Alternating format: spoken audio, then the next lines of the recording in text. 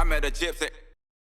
Gypsy Gang, and today, before we get into this episode, just going to give you an announcement of a new sponsor that I actually chased down to get them on the podcast, and that was because I really wanted to start using their products again. Now, if you've been following the podcast recently, you would know that we're on a massive health kick as we get ready to take on World Vets at Glen Helen in November of 2023.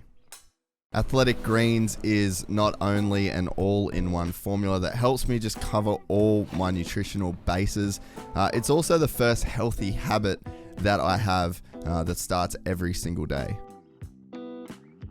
It sets the tone for a healthy day and just keeps my eyes laser focused on Glen Helen at the end of the year.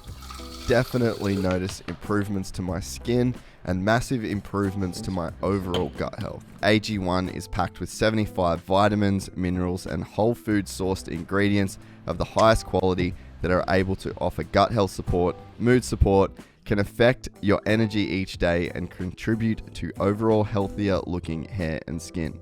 Go to athleticgreens.com/gypsytales if you want to get that free year supply of vitamin D and 5 free travel packs added to your first order. Thanks so much to the guys and girls at Athletic Greens. We're excited to have you on board. So, Yum. it's actually pretty good. Oh, it's way better than what I thought.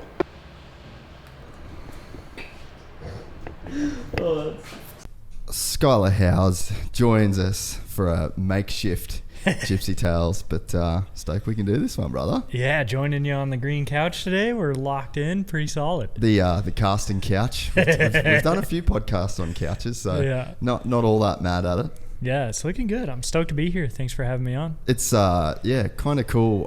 So I went out to the rally the other day to support the big man Tobes as he came in for, what was it, the second last stage. And then we met, and I was like, well, we're fucking doing a podcast, aren't we, before you get on out of here. Fired up, dude. Yeah.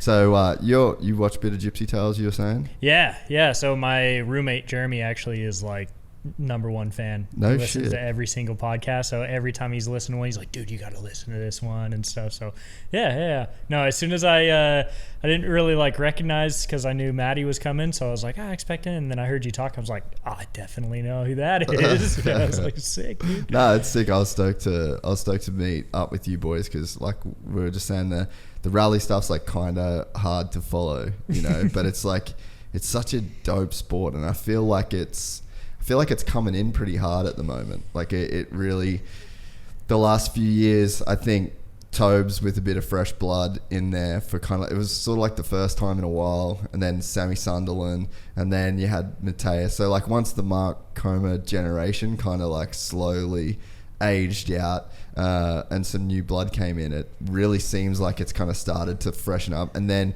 you've got Ricky Brabeck, who obviously I think he kind of put it on the map a little bit more for Americans, and then now you've come in. I feel like it's an extremely hard sport to watch and follow, but there's some cool shit that's going on in the sport, and it's like starting to get some momentum. Yeah, I think what's really cool about the whole process now, and especially like rally in general, is the racing is getting so tight. Dude, right? It's so before, I mean, even just within Sam's and Toby's generation of racing rally, it's made this huge transition from, you know, the first Dakar I did was in 2019, and it was only in Peru, and it was a huge wake-up call for me, because I was like, you know, I come in from America. I've won races in my time. I'm going down podium in Baja and things like this. So I come into the Dakar. I had just won my first ever rally ever in Sonora. So I'm like, all right, yeah, I'm gonna come in. I'm gonna like, you know, show them that I can get a factory ride, and I'm gonna be this. And I was so out of my element. Like I didn't know how to use the waypoint system or any of the navigation equipment. I've only used a road book like for a week in my first rally, so I was just out of it. And even in that race, basically if you wanted to like win the rally, you could choose a day where it was like, all right, today's my day. You just push full maximum and try to gain like a 15-minute gap, and then the rest of the race you kind of like managed it. Yeah, so you like choose, and the races have never really been as long as they were just this last year. As far as like once it went into South America, they had a super long, 15-day plus race. But ever since then, the longest it's ever been was like 12 days. And so now we have like a proper 15-day long race. It's super difficult. And it used to be in that scenario, if you were to choose your 1 or 2 days to push, then you could just manage the rest of it, and you kind of either had the win wrapped up, or it wasn't really that big of a fight. The gaps were always like minutes, or even 20 minutes or 30 minutes or even an hour, and like less stacked field too. Yeah, like the days of like Cyril and Mark Coma winning like 6 Dakars in a row are long gone. Yeah, like Toby's won 2, Sam's won 2, Kevin now has won 2, and like if you've won 2 Dakars, it's so gnarly to get 3. So gnarly. Yeah. So gnarly. And so like the fact that we're coming down to even racing for seconds now is just insane. If you don't push every single day to the maximum, you're off the pace. And the thing that's crazy too is like, okay, if you're familiar with desert racing or you're familiar with enduro or anything like that, you have to push, but you have to push, say enduro, you got to push for 15 minutes through a special, then you can kind of relax, go to the next special. With off-road racing, like desert racing or something like that, you're going to have to push for a couple hours, you'll be all right. Same with GNCC, you push for a few hours, and then you can take time to recover. This one, you have to push for 4 hours. You have to wake up at Dakar specifically, you got to wake up at 2:30 in the morning. Dude. Get on the bike. It's so gnarly. Ride from Temecula to Vegas, basically. Is that how long the what do they call them? The liaisons, yeah. Yeah, some of the liaisons that we did were like 500 kilometers. Like they took us like 7 hours. Are you 6 doing hours. like there's no music, there's no nothing, right? You can wear, some of the guys wear AirPods and stuff, but I got sensitive ears, so I always had to wear like pretty dense earplugs, and the AirPods don't cancel it out enough. So I get a lot of wind noise, and then it just messes with me. So I run hours alone on a straight highway, freezing cold with no music. I'm just fully alone with my thoughts the whole time. So you do that. You start out the day going anywhere from 2 to 4 hours alone on the highway. It's freezing cold out there. This last year raining most of the time. And then you have to start the race. So then you have no idea where you're going. You have to navigate off of a paper roll chart. It's like a scroll that rolls in the handlebars, and then you have an odometer and a compass. Is yours in English at least? Well, they're transitioning much more, but it used to be full French. All French, huh? Yeah, and they're transitioning more and more into English. But the funny thing is we've come into the Middle East now, and so they're taking some Middle Eastern terms and putting those into the road book also. Heavy. So you got like 3 different languages plus the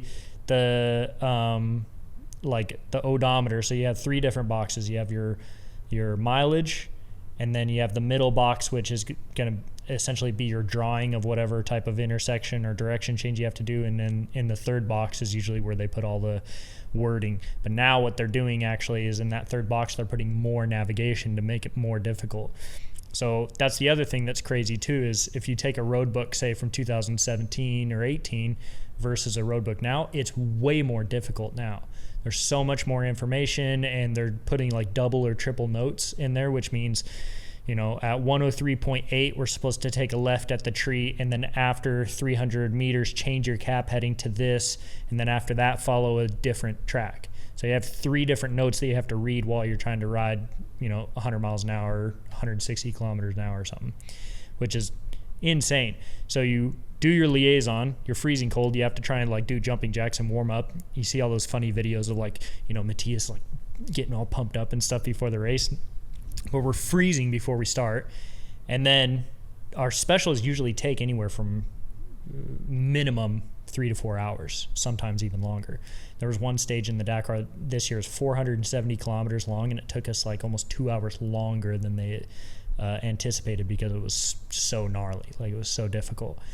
And then once you're finished with all that, you're totally beat down, you're ready to take a break. Then you have to get back on the next liaison and transfer another couple hours into the next bivouac, which is just bananas. And then do that every day for 15 days. You're on the bike minimum 10 hours, sometimes 12 hours or more every day for 15 days. And that's the crazy thing to think about, is if towards the end of the race, people start fatiguing out or getting into the rhythm or, anything like that. And then you start looking at like the split times or the partial times. Sometimes me and Toby were separated by like 2 seconds for the whole race. Like we're nailing. And that's the other thing too. If you're not familiar with rally and you watch it on a tracker, when you see the names pop up and they're, like say Supercross and it says, oh, they're 0.05 of a second behind the next person, they're really close to each other. Well, in rally, you could start 3rd place and you can start 15th place, but you could be recording pretty much the same time. Yeah. So, it's a common thing for people to be like, oh, they're riding together because they're clocking so similar close, times. Yeah. But yeah, me and Toby would be going like literally 1 second apart. After the course of 100 kilometers, we'd only be separated by a second. And then we come to the finish line. Like the whole race, we were clocking almost the exact same time. Came into the second last day, only 12 seconds separating between me and him. And then on the last day, I kind of fumbled it and ended up a minute behind. Kevin came through, and then it went down to the finish line between 43 seconds between Toby and Kevin, and still only a couple minutes to me. That's never happened. Like the pace. And then now to Abu Dhabi, I finished 6th place.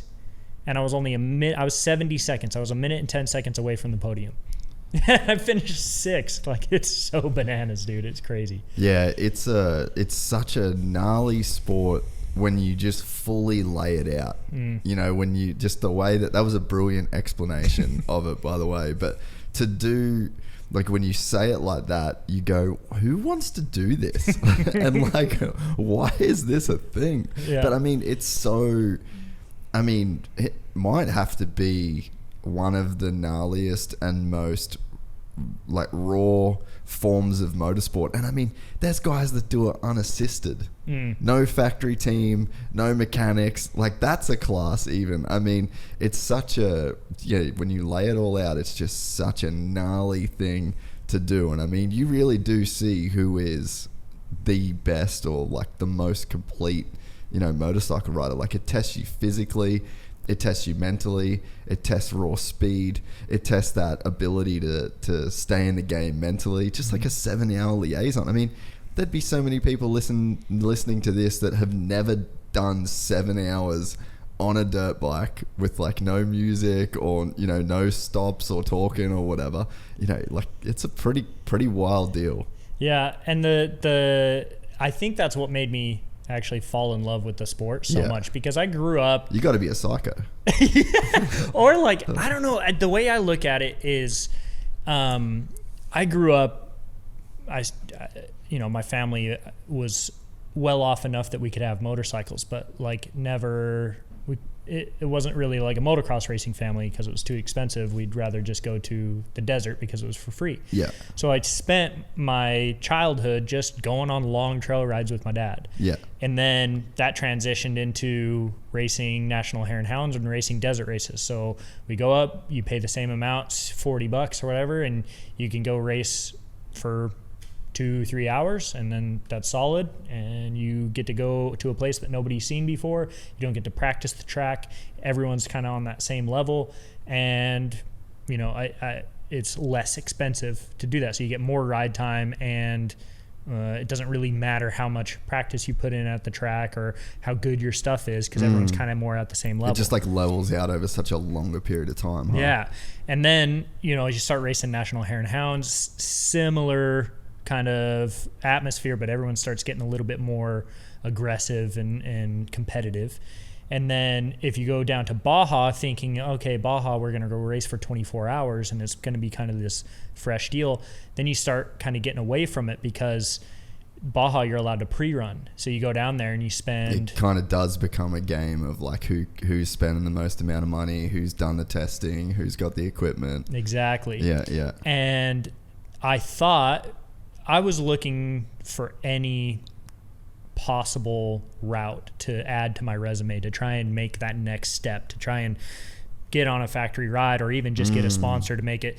Like I was, because it's like not the same for moto. The road map's pretty easy, right? Like you just be the dude at Loretta's and you do it for a few years in a row, and then you get a factory ride. But with what you do and that off-road world, there's so many routes that you can take to being that guy, right? well, and it's super rare. Yeah, true. Like to be a factory off-road rider is really rare. GNCC is a little bit, But that's more motocrossy kind of, huh? it's a little different scenario. Yeah. There's a lot more publicity. There's a lot more access, I think, to it.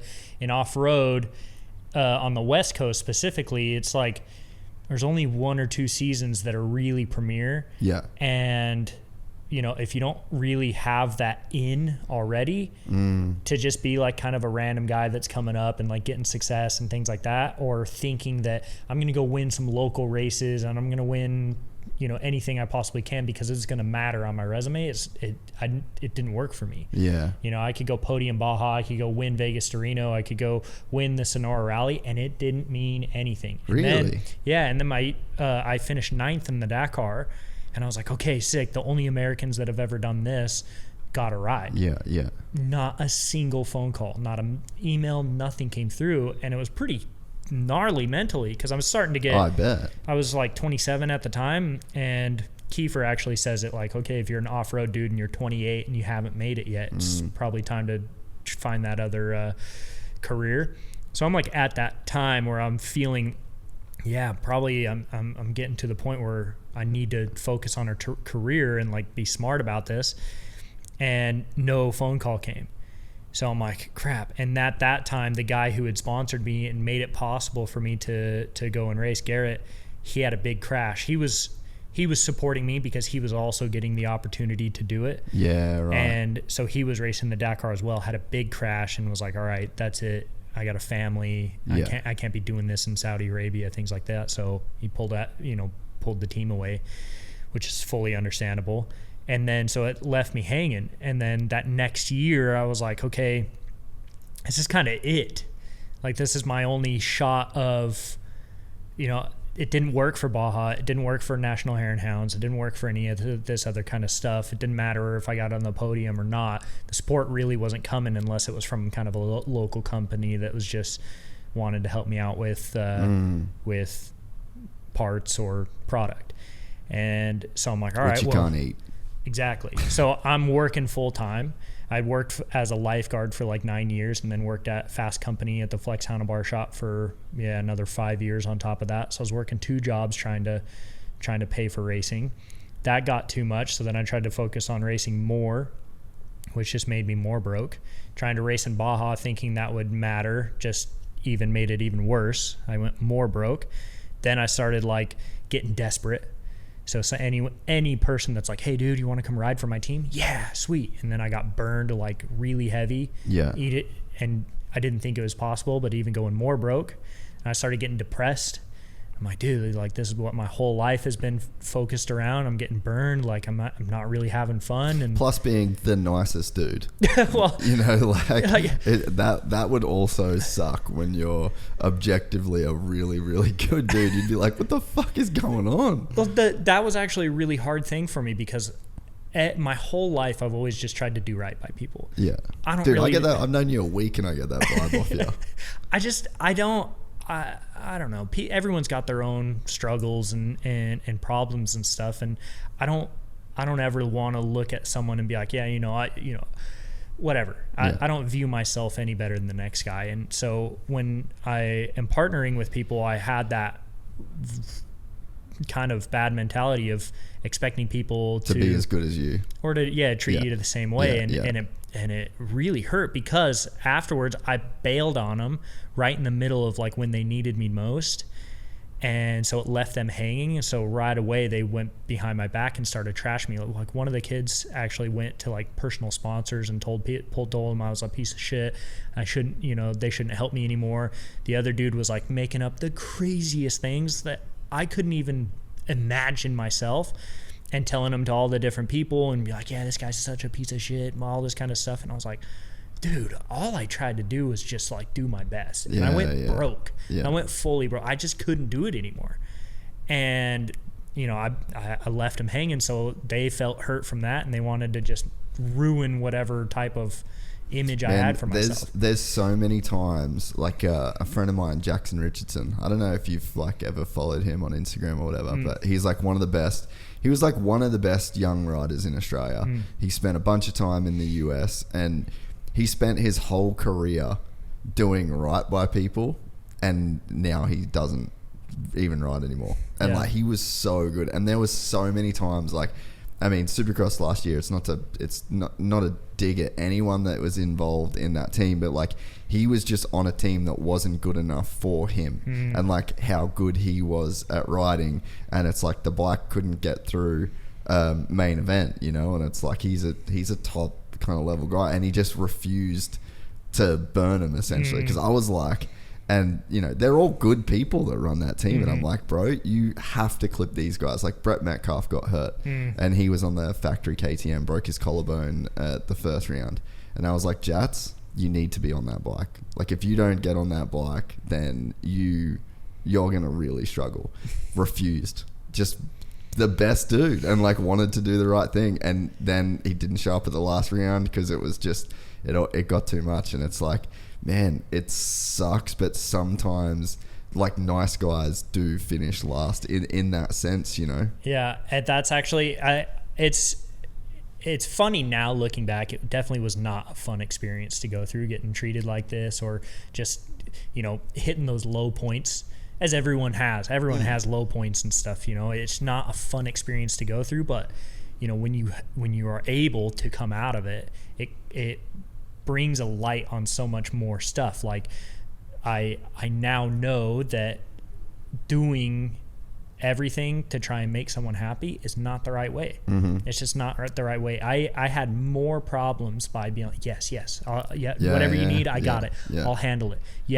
Anything to make you happy type of thing. I had more problems with like upsetting people, you know, having arguments or something, because most of the time you take something on, it becomes too much. You fail at delivering, and you've got every good intention to do it. And it's like an instinct. You know, you're not really thinking it through in the moment. Your instinct is just to try and, you know, be a good dude and help people. But I know exactly what you're saying. The best like piece of advice and the best thing that I was able to learn from one of my other friends is, if I needed help and he couldn't deliver, he'd just tell me no. And then I was like, no hard feelings. I go and figure it out. And then I started doing that to other people. Like, hey man, sorry, I can't change your tire today. No, sorry, I can't help you out. I'm pretty busy on my own stuff. It's like this insane. Doesn't make you any worse of a person. I just couldn't help out. Like, I was busy with my own stuff, and they didn't resent me for it. It was just, you know, and then it made my life better. And more you kind of make those steps of like, all right, you know, I can still be a good person, but I can be a good person also for myself. You know, and I think that... I just had in my head, I used to think about this all the time, and I've literally haven't thought about it until you said it. I'm like, why did I stop thinking about this? But it's like, you can't pour from an empty cup. And it's like the most cliche, lame hallmark sounding thing, but it's so true. You know, so like true. You can take on way too much shit trying to be a good dude, and it's like you're trying to pour from an empty cup, you know, and it's just, it can cook you big time. And I was cooked. I was big time cooked. And I finally reached this point in my career where it was like, I say career, I wasn't making any money. This wasn't a sustainable career choice at the time. But you were still stacking chips and investing in yourself, and like, it's all part of the process. And I, you know, working my ass off to make it possible to get to the race. And so when I come down to it, and like finally I get built up, and I got people that are stoked because I finished 9th, and I did good in a couple stages in the Dakar, and then, you know, I went out and I was able to win a couple, like, not world rounds, but I won a race in Morocco, and, you know, things like that. So people were kind of gaining a little bit more notice. But in America, nobody even knows what the Dakar is. Like, it's such a small group of people that actually know even what rally. They think of rally as WRC, like driving the rally cars and stuff. And so to try and find support there is really, really difficult. And be like, hey, this is the biggest, largest televised event in the world as far as off-road sporting events go. people are selling helmet spots on their helmet for like crazy amounts of money. And people are like, oh yeah, I'll give you like $1,000 for a couple, custom painted helmet or something like that. And it's like, dude. So I, Garrett had pulled out. He's like, look, I'm not really interested in helping anymore. So it left me on my own. And at that year, when I finished 9th, I broke the bike in half. So the pivot bolt broke twice on the swing arm, which was super sketchy. And then because that broke, it was putting so much flex on the motor that it broke the engine hangers. And that on that bike, it was a trellis frame. So the only thing holding the engine in the frame was just the skid plate on the bottom and the air boot. Damn. And because there was no other like support to that, it cracked the frame too. And I finished the Dakar on essentially like a broken in half bike. And so my feeling was like, I don't want to go back and do this again. It was a completely stock bike, stock suspension, everything. Like it was beating the crap out of me. What bike was it? It was a Husqvarna. And it was just like, the thing with those is they're built for, they're very extremely capable bike, and they're super close to the factory bike, but they're built for an amateur rider looking to do rally. And you're a big dude. I'm a that's big going dude. Real fast. I'm a big dude that's smashing into stuff. And to ride, stock suspension on any bike, doesn't matter what you get on, stock suspension, stock bike, things like that, you're probably gonna override the equipment a bit. And so I was like, look, I don't want to do that again. I was working my ass off, and got a little bit sketchy. And you're in the top 10. There's definitely a feeling that when you're in the top 10 on a stock bike with no support, you have to leave that being like, okay, if I had this, and this, I feel like I could be closer to the front. And that's a valid feeling. Yeah, exactly. And so I got a phone call because I was like, dude, I can't go back. There's no way I can afford it on my own. Like, it's $100,000. Any way you look at it, if you want to like do the right steps properly, pay the right team, and do everything, hotels, flights, all that kind of stuff included, roughly $100,000, no matter which way you look at it.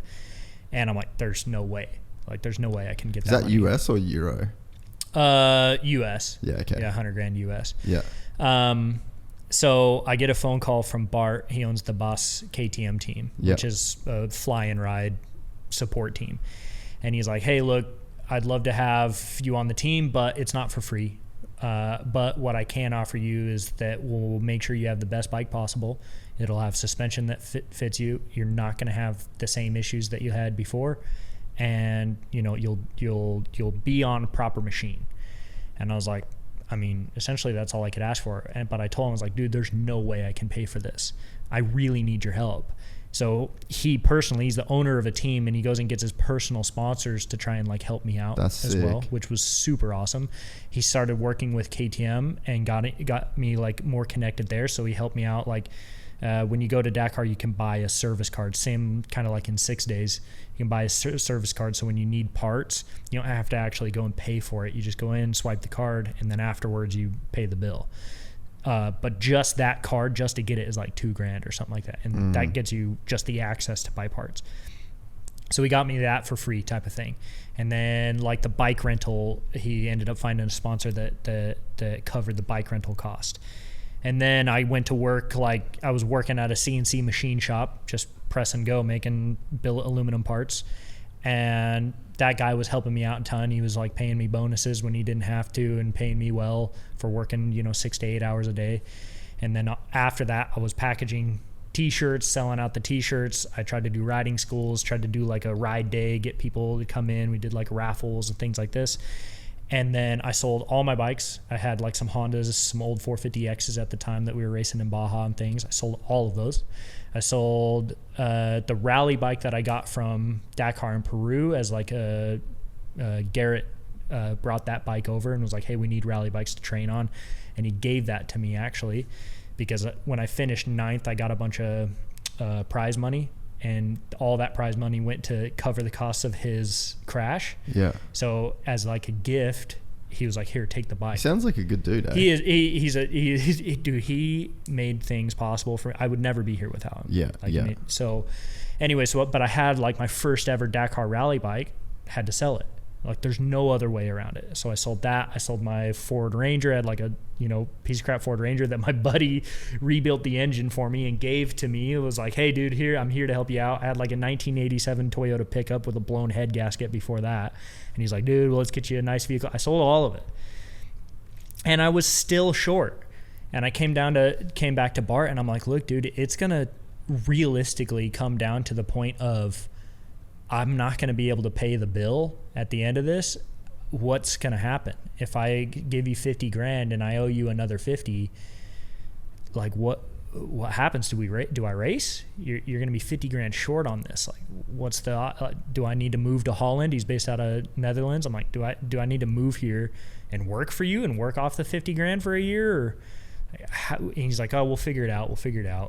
I'm like, no, like this is serious, dude. I'm going to be short. So I'm literally doing everything I can, and I was super short. And then I got a random email. I still don't understand. I still do not understand this. Through my website, this guy emails me, and he's the owner of Rebellion Timepieces. The watch company. Yeah. And he goes, hey man, I saw your story, and I'd love to help you out. And I was just like, okay, cool. What do you mean? And he's like, well, what do you need for the Dakar? I'm like, what do you mean?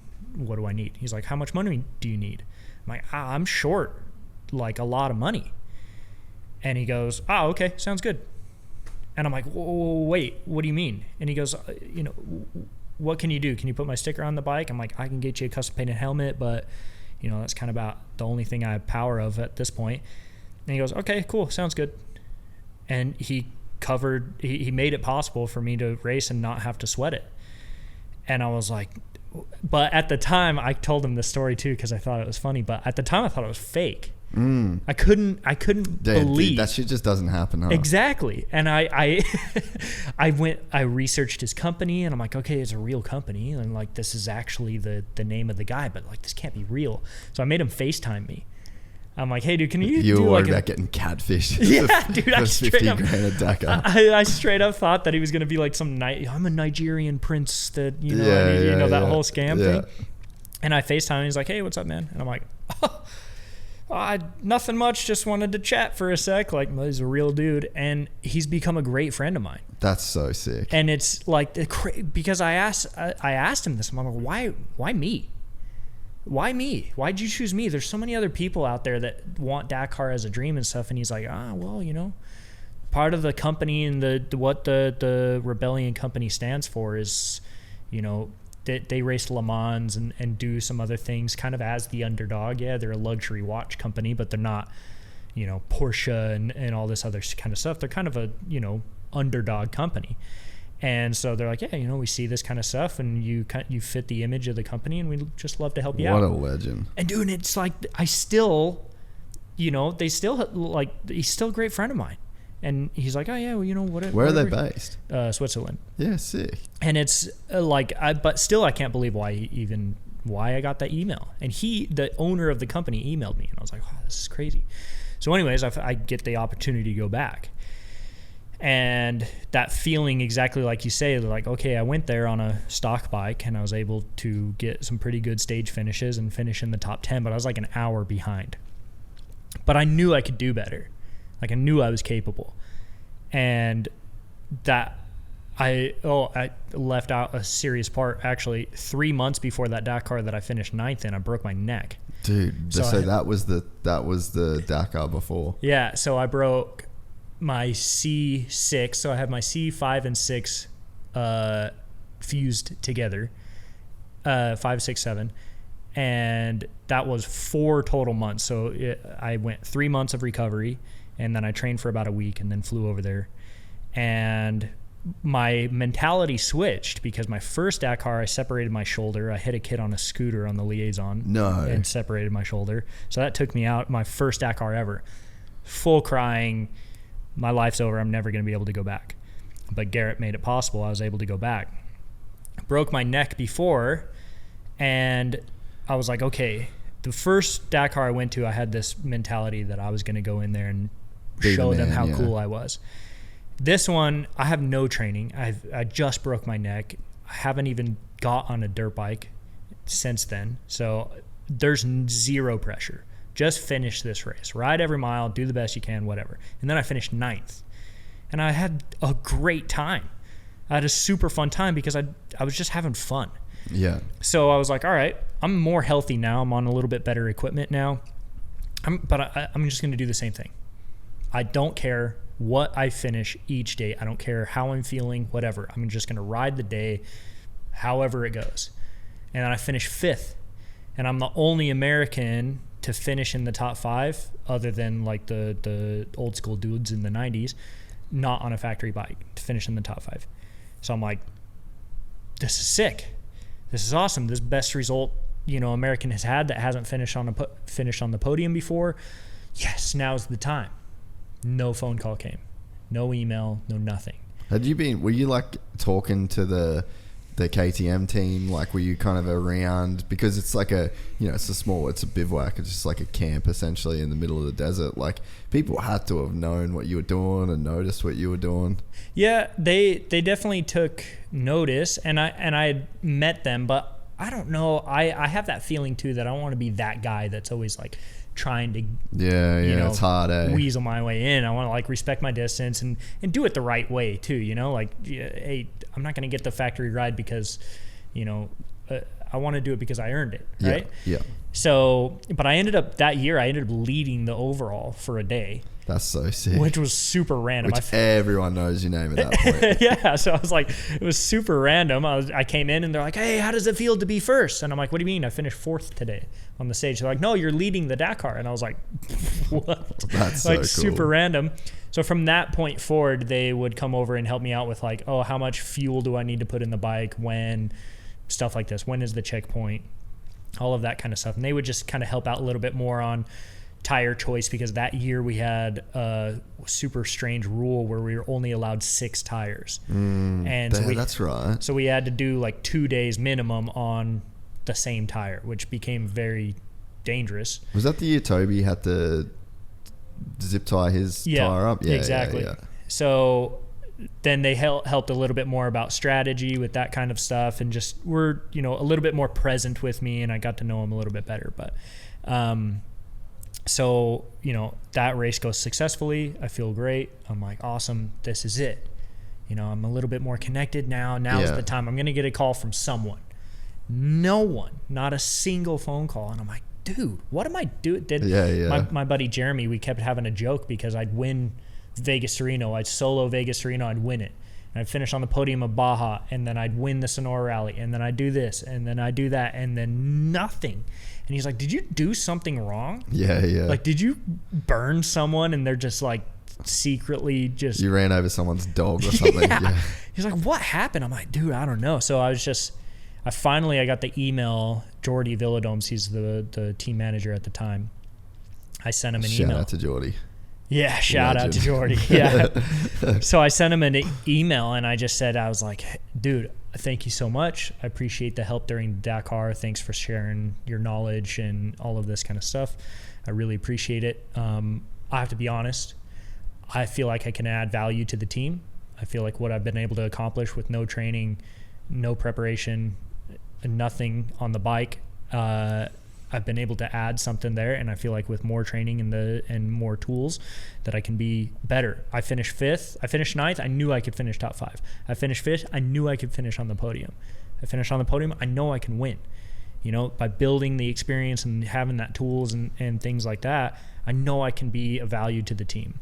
And to be quite honest, I cannot do it this way again. I have nothing left to sell. You don't make enough on selling t-shirts. Like, there's no way I can afford to pay myself to pay my own way to go again. It's just not possible. And I got an email back that was like, hey, great job. I saw it. If there's something that we can do, I'll let you know. We're going to have meetings. I'll let you know in 2 weeks. 3 weeks go by, not a word. And I'm just sitting by the phone the whole time because I got nothing going on. I got to ride my bicycle to work. And I'm just like... Fuck, so like literally come back from 5th at the Dakar and you don't even have a car to drive to work. I'm staying in a buddy's house. I'm staying on his bed. That it's not even my bed, so I'm just like, dude, I've put everything into this. And hey, at least you ain't gonna die wondering. that was my exact, because I got that question a lot. Why? Yeah. Why would you sacrifice There's this something much? to it, man. Well, here's the thing. It's all just stuff, right? Very true. It's all just stuff. And at the end of the day, stuff is replaceable and experiences aren't. You know, you're not going to be able to go, and you never heard anyone on their deathbed say, I wish I had more stuff. True. It was always, I wish I would have done more. Done more things. Yeah. And I thought about that. I'm like, you know what? It's possible. Work ethic, all that kind of stuff. You can rebuild and get you where you want to go, but you're not going to have this opportunity again. You're like, I never want to look back and say, what if I tried? Yeah. You know, maybe I would have went somewhere if I would have just tried. Yeah. And then that twists your insides, bro. You know, like how many people do you know that, like older people, you know, like I've got people I can think back to in my hometown where it's just, they're just these bitter, twisted old people that have those regrets in their life. They just never did the thing that they thought they could do. Right. And it was, I mean, that's been one of my driving forces forever. I'm like, I would so much rather be broke, but with like potential. Yeah. You know, For like sure. to have this, because I would always think, I mean, even when I was in the US and I was struggling, it was like, yeah, but I could get one job. You know, I could get one job that changes everything. I could have one, you know, this one thing that then was the thing that put me over the edge. And it's like, it's easier to be broke with like hope and potential than it is to be comfortable with like nothing on the horizon, you know? Yeah. And going back to what I say before, like those experiences in life make you who you are today. They're not fun to go through at the time, but they make it, you know, when you do have opportunities or when it is nice, you appreciate it much more. And I think that's like a lot of why my mentality, obviously rally specifically, and what you have to go through in rally is taught really me a lot. fits that. But like you know, going through those tough times as just an adult trying to find your way in the world as you do, and being able to learn from those kind of stuff, like, you know, I see a lot of other people that have had early success or maybe a little bit less adversity in their life, and they expect much more. Like, hey, you owe it to me, and nobody owes you anything, you know. And at the end of the day, we're just dirt bike riders, right? You know, like, how special are you? You know, at the end of the day, like, this is what we want to do. This is your dream as a dirt bike rider to do this. They don't owe it to you. This is what you want to do, you know. And that's the way I look at this whole thing now, is like, look, I know what it takes to do this on your own. I say on your own. I had a lot of people obviously help me out to get there, but, you know, without the support of a factory or like insane sponsor, things like that, and like no backup plan and nothing to go home to, and like literally like checkers or wreckers kind of deal. Yeah, exactly. And I think that is the mentality difference between a handful of the other racers and myself. Is I want to win, and I know I'm capable of that, but at the end of the day, this is a rare thing that not very many people, even just to race the Dakar, but to do it as a factory racer and have a chance at winning. That's super rare. Yeah. It would be a shame if I didn't enjoy 100% of these moments. Yeah. If I got 6th place at the Abu Dhabi, man, I wish I would have won, but guess what? That gave me an experience to go back, and now I can be better as a person, as a racer, and all that kind of stuff. And when do you get to stay in this crazy place in the middle of the desert, and, you know, all this kind of stuff? Like, the opportunity is incredible. I didn't win. That's a bummer, but I'm not mad about it, you know? And so, like, this all of that kind of stuff leads up to finally getting that phone call, and Jordy, he just goes, "Hey, how you doing?" And I go, "Well, that's pretty good. How are you? You know, how are you?" And he goes, "Hey, good. How do you like the color white?" And I was like, "I think it would fit me quite well." He's like, "Sweet. Well, you know, we'll send a contract over you here soon." Wow, and I got super lucky with it, because normally, like, if they want to kind of transition you into that, they don't want to just give you the factory ride. They want to, like, see more of how you work with the team, things like this. But I got really lucky that one of the guys, his contract ended and he moved to another brand. And so I had an open spot. Normally I would have had to stay on the privateer team with more support Yeah. for another year. But I got really lucky. They're like, hey, there's a spot open. We'd like for you to take it. I'm like, put anything in front of my face now and I'm going to sign it no matter what. Like, and that was like, you know, she hates that I say it too, but my girlfriend, she doesn't come from racing. She has no idea. She doesn't really know like the meaning of finally like getting that contract, So I hung up. She was in the house. I was staying in like the little casita at the time of my friend's place, and she was in the main house, and I walked in there and I was like, I did it. I got a factory ride, and she goes, oh, that's cool. And I was just like, like I don't know what to do with my hands. Like this is the moment that everyone dreams of. Like this is the moment that they're like, oh yeah, that finally like the gates of heaven have opened and stuff. And she's like I got a promotion at work. That's cool, honey. Yeah, nice, cool. And I was just like, she understands now. Like she's my number one fan. She's, you know, we joke about it now, but yeah, at the time I was just like, I didn't even know how to act. I'm like, this is something that I've worked for my entire life for, and now like, what do I do now? Like, how am I supposed to feel? It's just the craziest thing. And the coolest thing about it is it feels normal. It feels right. I don't feel like I'm treading water anymore. I feel like I got my head above water. I feel like I can actually like, these last couple years have been rebuilding years. Myself has always taken a back seat. It's always been about me, but as far as like training, all of that kind of stuff, all of the stuff that's kind of important to an athlete is always taking a back seat. Nutrition, gym, training, any of that kind of stuff. I've always just been mechanic, race, work, mechanic, race. That's it. And so now it's been a bit of a transition to kind of change my brain from that. When I wake up, I'm like, oh, there might be bike work to do. And I'm like, no, I got to go to the gym. I got to go for a bicycle ride, things like this. And that's been the hardest transition. But working with the team and like going out and with my mechanic, he's incredible. He's a machine. He's like incredibly dedicated to being like the most perfect mechanic. So you have a mechanic that's with you in the States? No.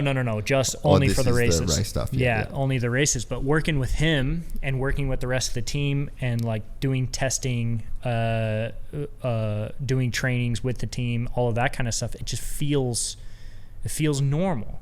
It doesn't feel like I'm stressed all the time about like, did I tighten the bolt enough? Did I do the proper work on my own bike? I know I consider myself a decent mechanic, and I know I did a good job, but it's always in the back of your head. But with my mechanic, I don't have that. You know, with the rest of the team, with all the other kind of stuff, the logistics, booking your plane flights, just being all able that to buy stuff. a fucking car. Yeah. And like not have to worry about rent, and you know, like just to have your life like, oh, I'm a normal adult now. Yeah.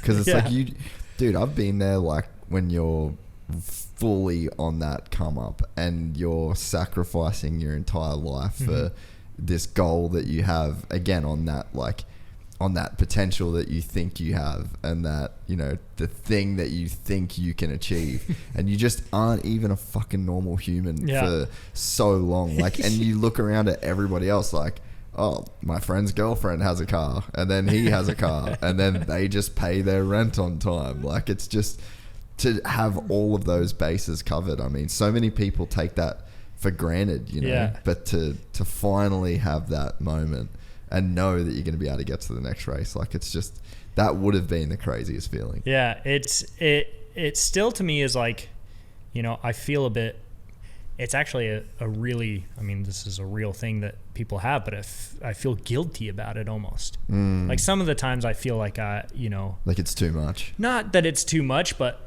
you know, sometimes when I'm super tired and I didn't go to the gym that day. You know, things like that where I'm like, maybe maybe someone else is working harder and they deserve it. They deserve it more Someone's than I do. Someone's coming for me, bro. Yeah, things like that where I just like, I feel like I'm not doing enough. Like not that I don't deserve it. I know that I worked hard for this and things like that, but it's just like I constantly I battle with this with my trainer all the time. He's like, you know, all this, but I'll miss a run here, or I'll miss a workout here, things like that. I'm not doing 100% of what he's asking me to do, and I feel like I'm like behind. Yeah. And he's like, "No, dude, like you got so much other stuff on your plate. You like, this is fine. You're doing a great job," things like that. But I'm like, so this is the hard part of like coming from that just grind at all costs mentality to like, okay, now you have to be smart about this. You got to train the smart way. You got to eat the smart way. You got to, this money that you're making now, it needs to be directed in the proper places to benefit you as an athlete now. And so that's been like the biggest challenge for me, is to, change my brain into like, I need to take care of my body first. I need to take care of myself. But all of that too is every single scenario that I've been presented within the team, anything that could be stressful and all that kind of stuff, it seems like it's no big deal. Yeah. Like the all of that kind of stuff before was like way gnarlier. Like this kind of stuff, I just need to put my helmet on and do what I need to do. Yeah.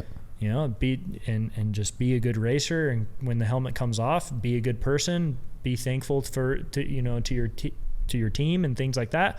And everything that's like stress and hard work is like, this is all right. This is nice. This is nice if this is what stress is, like if this is a hard work. Because that's the thing, like it's not all sunshine and rainbows. It's still hard work. Comparatively to like where you were though. Yeah. It's got to be just such a different feeling. There's like a level of suffering that you're fully down to go through. But the selling all of your shit level of suffering, like that's the hard stuff you don't want to go through. Yeah. This is suffering with like, that there's a purpose behind it. And there's the other suffering is just like rolling the dice. Yeah. That kind of stuff. So yeah, it's been like this insane process to get here, but now as a factory racer and like to do, to come to Dubai or go to Abu Dhabi or go to Morocco and like see, that's the other crazy thing that people don't see, because in rally specifically, 90% of what you're going to see is just the short clip of the helicopter. Yeah. But there's so much more.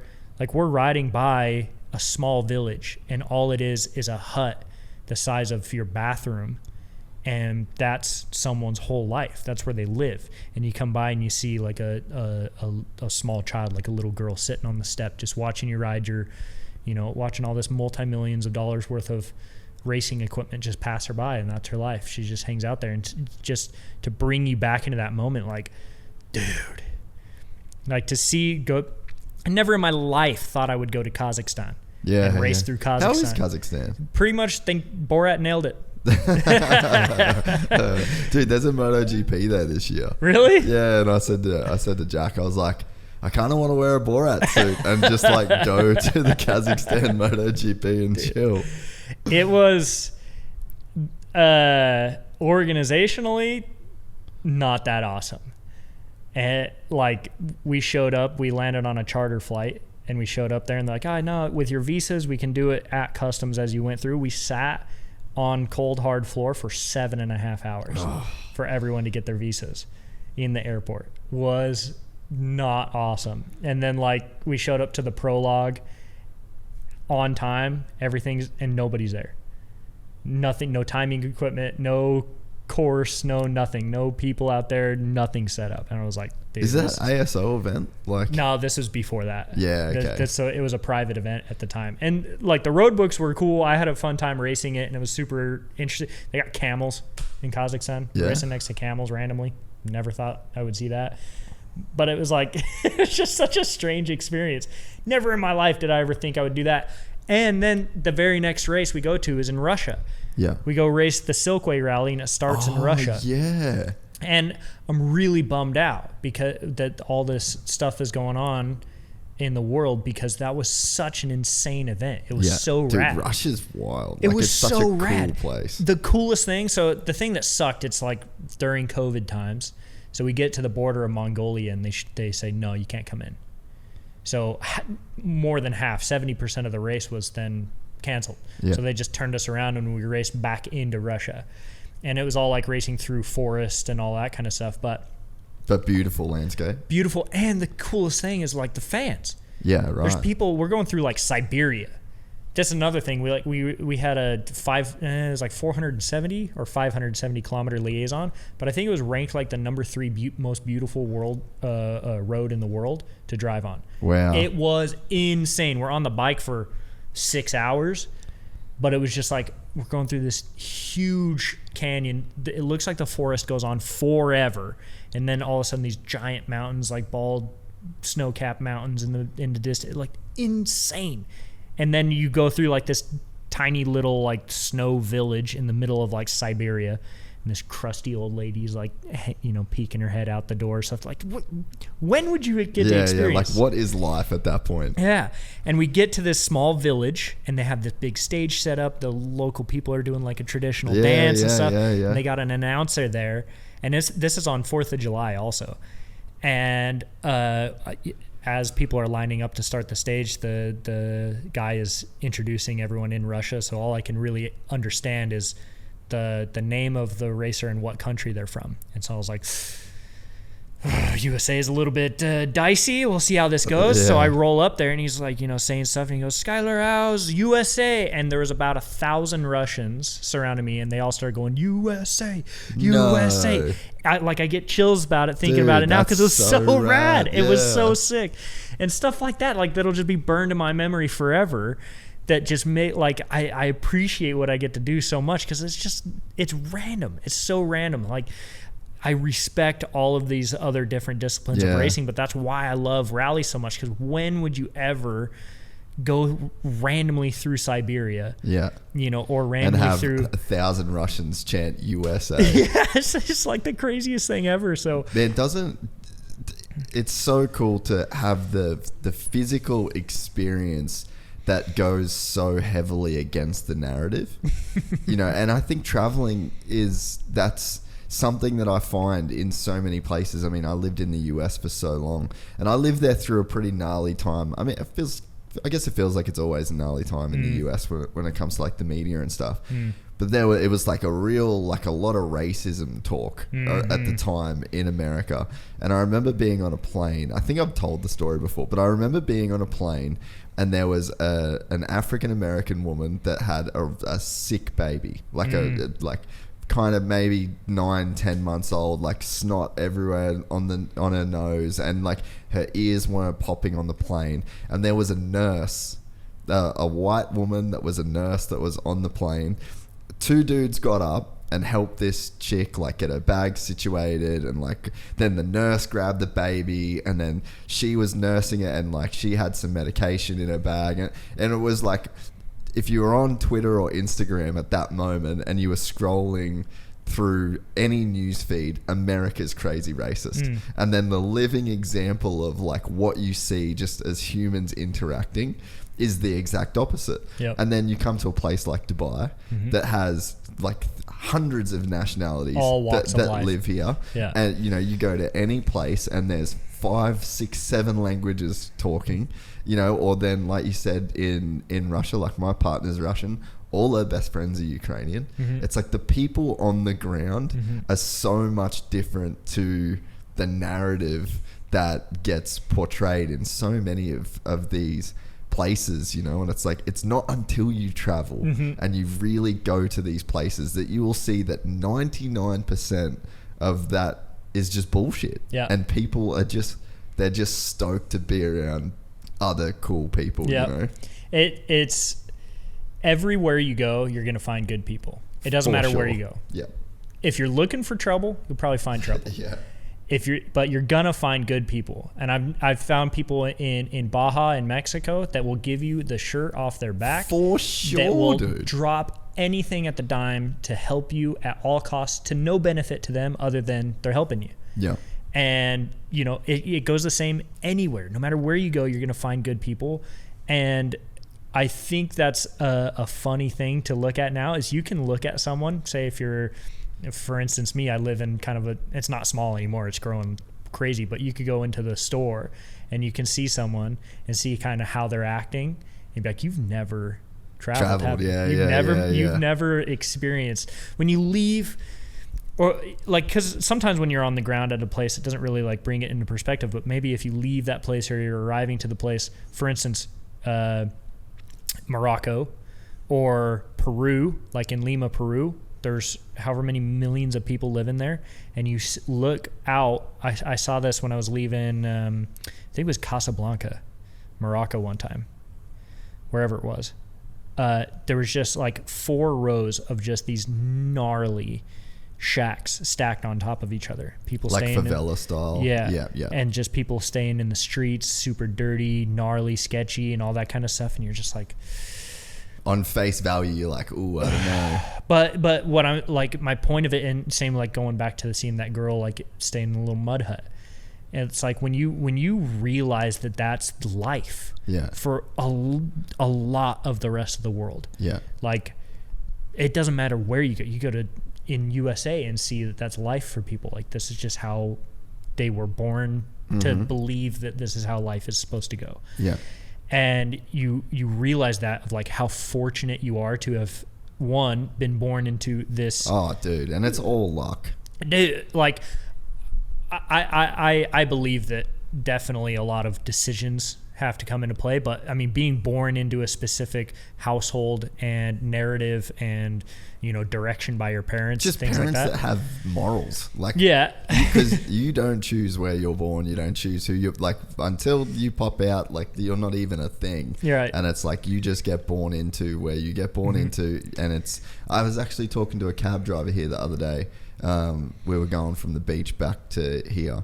And he was a Nigerian dude, and we were just kind of talking, and he was saying about like his plan for Dubai, and he like sends money back to Nigeria, but he's like, oh, Nigeria is maybe like the worst passport, and it's just like, fuck, nicest guy, shittest luck, you know, just to be born with that passport, you know. So like when you're born into a good family in the West and your parents have good moral, like, dude, jackpot of life, you know? Yeah. And that's the thing too, is like you could see other people and just be like, man, you do not realize how good it is. Yeah. How fortunate, or like your problems are not that serious. Yeah. You know, and that, I think like that statement specifically is what helps me out a lot with like, oh dude, I like, you know, a stressful time in my life. Actually, you know what? Yeah, it's pretty good. Pretty good problem to have. Yeah. It's not that bad, you know? And so like this mentality specifically, and with rally, there's so much stuff that probably will go and can go wrong. Yeah. You're probably going to get so lost. many variables. Probably going to get lost. You're probably going to have some type of mechanical issue. You're probably going to have a crash. Something's going to happen that goes wrong, and there's like all you can do is just try to minimize that scenario. Minimize the damage. That's it. And there's so many people in racing that I see that are like, oh, I got to make the time back up. It's like, well, actually, the time's gone forever. Yeah. You'll never make the time back up. Yeah. If you wanted to go that fast or have this time in the beginning, you should have just been always going that fast. Yeah. Like, why are you going to go faster now? Yeah. You're actually just going to put yourself more into a position to make another mistake, and then you end up going backwards. And like those kind of lessons in life too. Those lessons on the track apply to life. Exactly. Yeah. Like that kind of stuff. Yeah, it's so wise. Yeah, where it's just like, actually, you know what? You know, whatever mistake or whatever problem is happening right now, there's no need to overreact. Yeah. There's no need to like, and going back and talking with Garrett, he actually helped me out a lot because at the time I was so thankful for what he was doing to me. It's like anything he was asking of me, I wanted to do it the best. And anytime I was starting to fall short on that, I'd like start spiraling, send him this big long message, dude, I'm so sorry, but I'm not going to make the deadline. Like, you know, I have 2 bikes that I got to prep. I'm going to be late. Chill, bro. And he, every single time it was like a problem that he could have been yelled at and like could have been super angry with me. He's putting a lot of money into it and I'm falling short. He'd just be like, hey dude, sleep on it. Let's chat tomorrow. Yeah. No big deal. It's all good. And that kind of mentality too is like, you know what? Probably most of what you're like freaked out about or stressed about is not going to be an issue in like 4 hours from now. Yeah. You know, and if it is, handle it with a level head, and you're not acting It's off almost of emotion. like respond instead of react. Yes. Yeah. Exactly. And that specific thing in rally has helped me into daily life so much more too, because I can think about things logically rather than off of emotion. You know, you get fired up about something and then you're just, and actually, you know what? You know, if I do that while I'm on the motorcycle traveling at 100 miles an hour, there's probably going to be a pretty serious like consequence. Of it. So, you know, those lessons and all that kind of stuff, that's the thing about rally is like I say, when you're watching it on the TV, you're seeing a small clip, and chances are when we see the helicopter, we're going to start hanging it out a little bit. Yeah. You know, we want to look cool for the helicopter. It's not really like what's happening, as they're not capturing that emotion of like, you know, blowing yourself out and having this issue where you just went the wrong direction for 2 kilometers and now you've just lost, you know, 20 minutes or all this kind of stuff, or you just had an issue with your bike that now you have to fix, and oh man, your race is over, oh my gosh, like the world's ending, but you got to keep going on, and all of this kind of stuff. And then the next day something happens to anyone else and you're right back in the hunt, and you're, you know, and all of a sudden your emotions change every single minute. Like you have that shit would get so like overwhelming if you aren't on top of it, huh? It's like, being on top of it is one thing, but just like being able to process it. You know, like you see that a lot with either the next generation, as we were talking about, or just newer people coming into the sport. They always come in, I want to win. Yeah, so does everyone, bro. We all want to win. Yeah. You know, but the people who have done a couple of these things also know that every single day you got about 4 hours of racing or more, that something can change that. You can either have a bitchin' time and you nail the navigation and everyone else gets it wrong, or everyone else got it right and you got it wrong, or you clipped a little rock and you went down. Or like every single day there's thousands of instances that will drastically change the event. And it doesn't matter how good you are. Sam just went virtually undefeated for a whole year. He won the Dakar, he won Abu Dhabi, he just like went on this like gnarly rampage of winning and won the world championship. Comes into Dakar as the previous champion and like top of his game, fully fit. Day one, crash. Yeah. Just hit a rock in a wash. Yeah. Not that he was pushing too hard and whatever. He's a smart racer. Obviously, he's proved it. He's been in the sport forever. It's just, you know, sometimes you clip a rock. Yeah. It's just and then like goes to Abu Dhabi and breaks his foot first day as well. Yeah, first day training. Like, dude.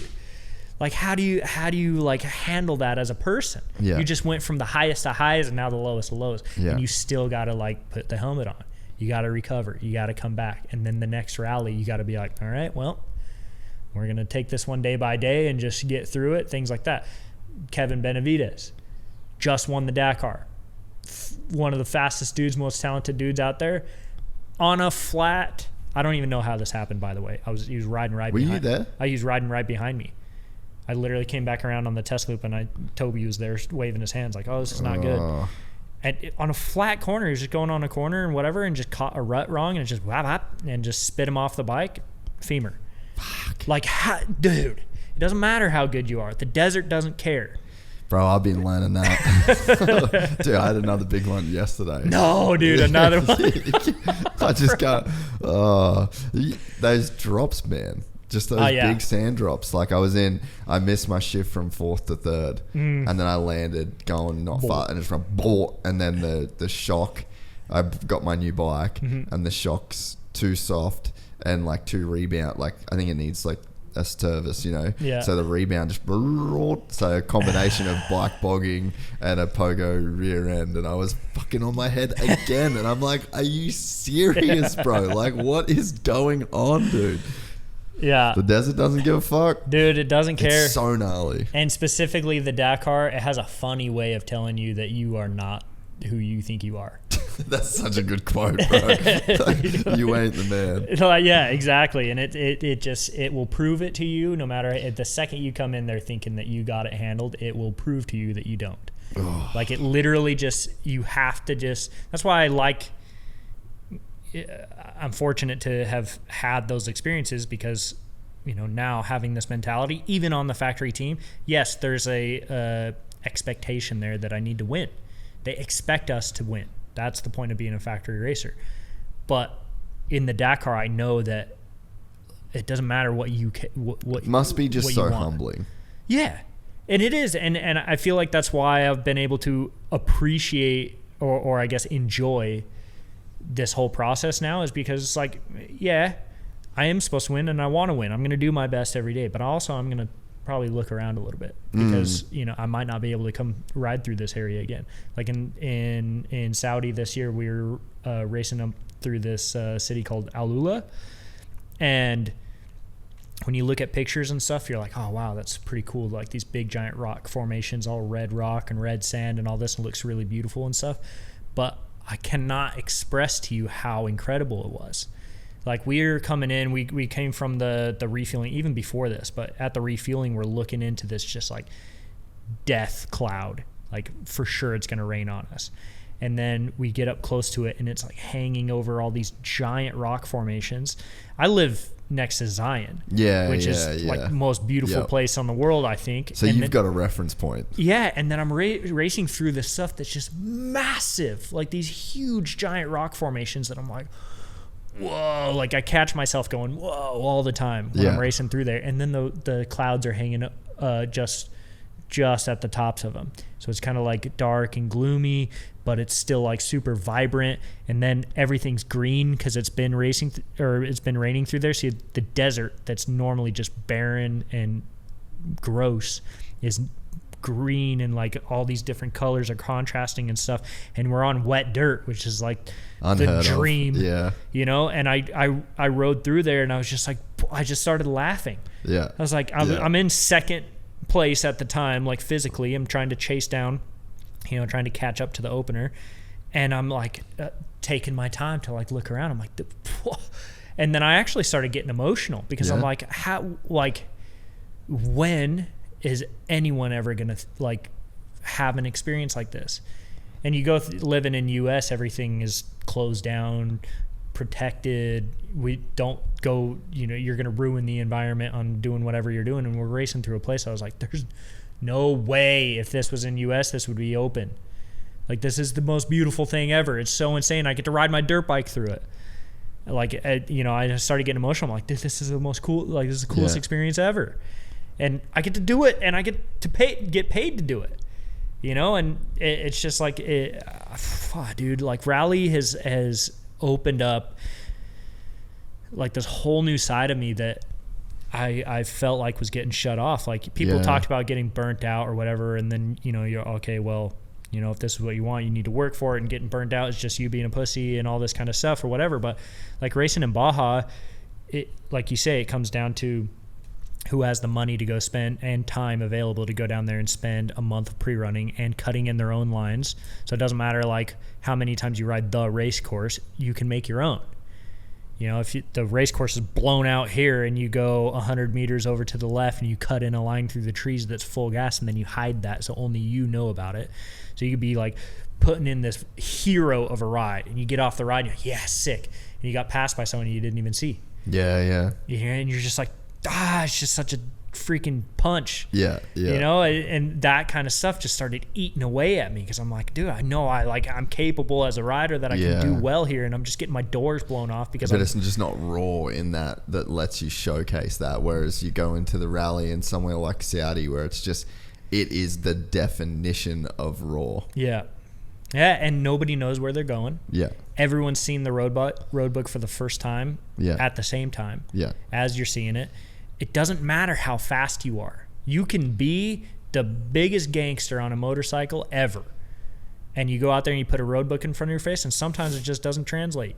There's some of the fastest dudes I've ever seen that have tried rally, and it just doesn't compute. So you have to be able to navigate. You got to be able to read and focus on the terrain. You got to be able to be fast. You got to be like, the reading terrain is such a huge part of it. And at the speed, man. It's so hard, dude.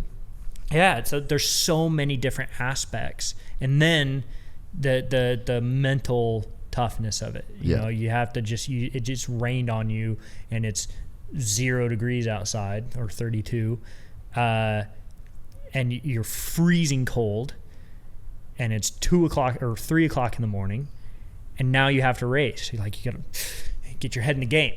And then you got to go 4 hours on like all of these different types of aspects. You got the road book, you got yourself, you got the bike, you got the terrain in front of you, you got all this kind of stuff that you have to piece together.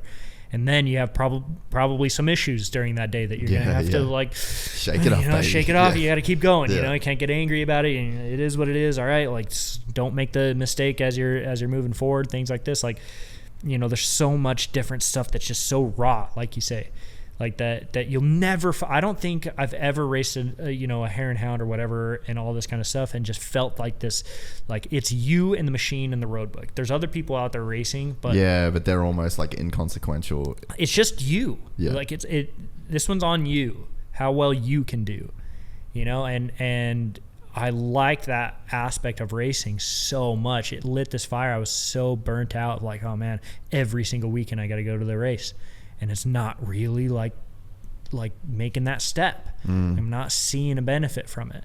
And then you go to Baja. All right, this is going to be the one. And it's the same kind of feeling. And then you race rally, and I didn't care.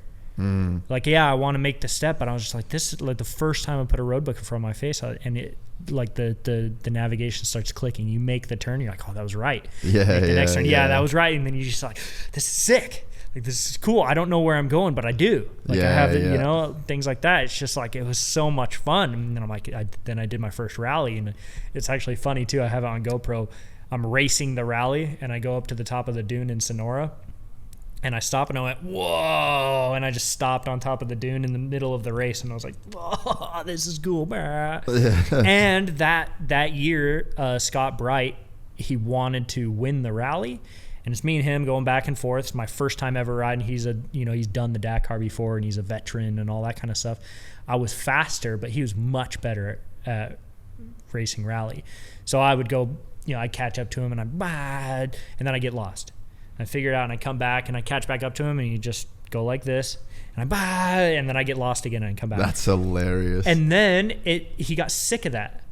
So next time it happened, he stopped. He's racing the race, and he stopped and he goes, why did you make that? He starts coaching me in the middle of the race. He goes, why are you doing that? No, see, look at this. Okay, now you go this way. All right, go on. Take it easy. Go slower. And he's like coaching me. That's pretty cool. He's trying to win the race. I'm his competitor, and he's trying to help me do better.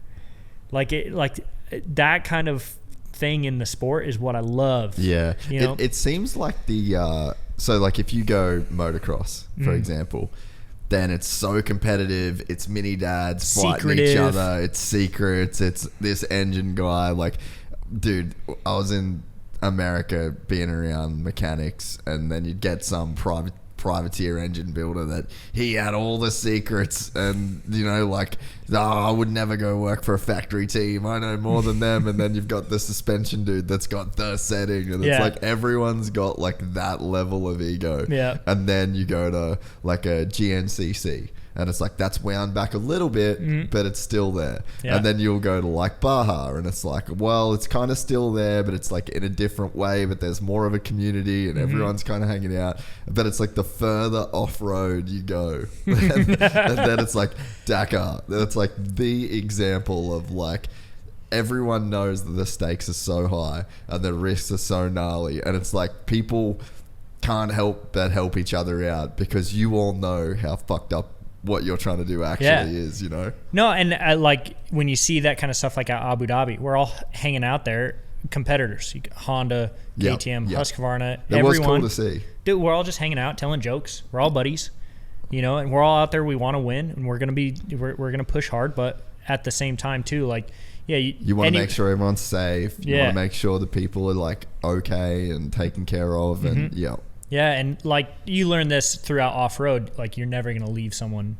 that's injured on the side too, no matter what happens. Doesn't matter how, no race is more important than a life. Like, period. There's no question you stop and help, and that kind of goes, along with any type of race. But, that sense of camaraderie within the sport too is something that I enjoy so much, because that was one thing that I struggled with in Baja is I'm going out there and I'm learning out there on my own. I don't have a Bruce Ogilvie or Johnny Campbell to show me the ropes, teach me the right way to do it. This is how you pre-run. This is how you make the lines. This is how you do things. I was just figuring it out. So I was kind of being an idiot. Like I just didn't know how to do it. I was making dumb mistakes because I didn't know any better. And so the other guys out there would be like, he doesn't know what he's doing. He's an idiot and all that kind of stuff. I'm like, yeah, you're right. Copy. Yeah, you're like, I don't know what I'm doing out here. I'm just doing the best I think I can. You guys got shown how to do this. I didn't. And that was like a hard thing for me, is like these guys are kind of talking crap and like clowning on you in a sense. Yeah, clowning on me. And I'm like, dude, and they're thinking of it like if I give away my advice or I give away my experience, then, it's like, I don't know. I don't view racing as I want to be better than everyone else. I want to know the information and I don't want you to know it. Yeah. That's kind of how it was in Baja, is like, I know how to do all this kind of stuff and I'm not going to share that information with you because that gives me an advantage. There's obviously like racing craft and things like that. That's important, also within rally. But for instance, like if there's a person who's interested in learning rally and they can become better than me, I don't see a problem with this. I want to be a racer because I want to be a champion because I became champion, not because I withheld information. You knew something other people didn't. Right. Like if someone can be better than me, yes, that makes the racing that much more fun. That's why it's so fun that the racing's so close now. Especially when it's so hard. Like I always say this to people, and like I get asked all the time about like, what should I, should I start a podcast? I've got this idea. And I'm like, man, here's all the info. This is what you do. This is how you do it. Because it's like, this is so hard to make a living out of that if you can do it, like, bravo, dude. Yeah. Like good on you, man. Because like I find this very difficult to do. Yeah. It's like with racing anywhere. If you show up to a race and you won that race by 20 minutes because nobody else showed up, how sweet is that feeling? It's much sweeter if you show up to a race and there's 10 other guys, 15 other guys, on their A game, and they're all gnarly, and it's just a freaking drag out battle to the finish and you won. You're like, yeah, like how much sweeter is that feeling? It's hard work. It was gnarly. It was such a sick race, good battles, stuff like that. That's racing. And I think like if you can coach the next generation or people to come up and be better or be as good or whatever and have those tight races, I think that's what's important. That's what racing is. And I think that's what's making rally so much more interesting to watch too, is like, it's a battle. It's is sick. So gnarly now. It's sick, and you got to be on your A game, so it's just like that much more of that extra level of challenge. They're changing rules on us all the time too, so it's like, this, everyone's experiencing this for the first time, so it's just whoever interprets it better and does a better job, or what gets more lucky, or whatever it is. And and then you still have people like Toby, who's been in the sport for longer than most, and he's not slowing down. Like that's the thing. Like you see in motocross and supercross, some guys start to get a little bit older. They start slowing down. The young kids start kind of taking over or whatever. They're not really hitting their marks and stuff like that. It's not like that in rally. Yeah. Like you can be good for a long time until you're 40.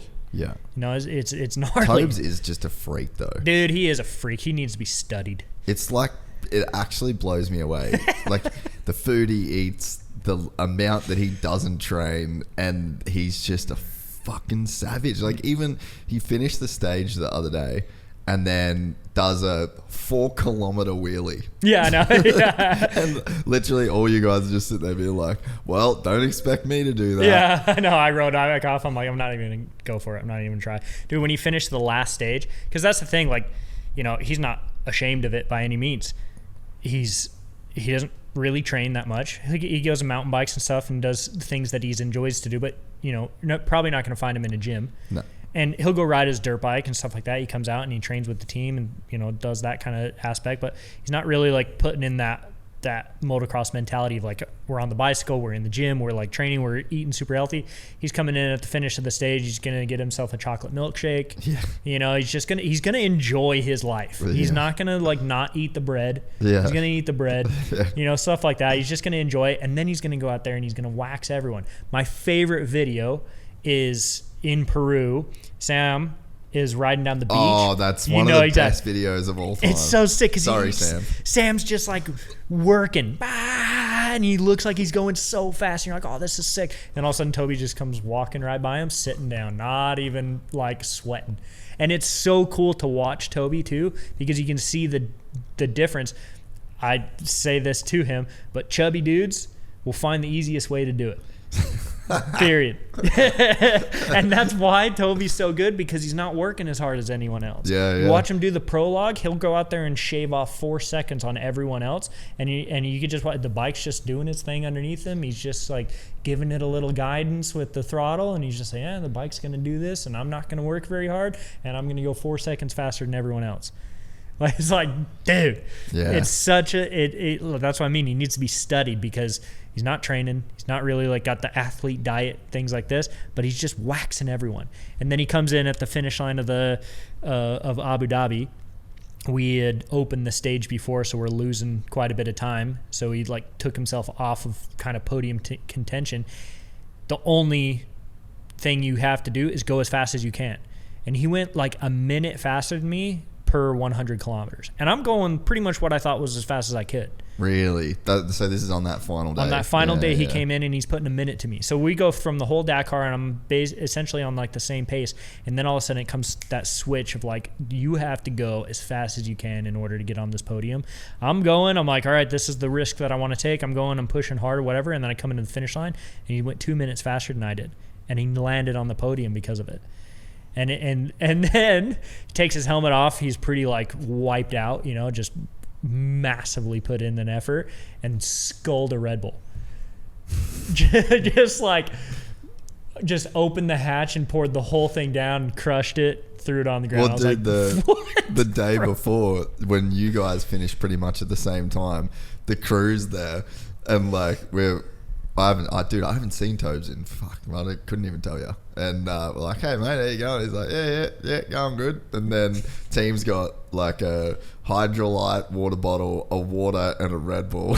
Yeah. And then he like smashes a Red Bull, and then they're like, you want some water? He's like, nah. And then, dude, you want some electrolytes? Nah. He doesn't race with water. Yeah, like some of the guys out there will drink 3 liters before the refueling. Toby will come in and just drink like 2 bottles of water, no electrolytes. He doesn't really eat anything at the stages. Like a lot of these guys have full packs. They got all their nutrition that they have to eat, all this kind of crazy stuff. Like he won't even start the race with water. He'll just be like, he puts the water bag in there because it's a requirement, but he won't drink it.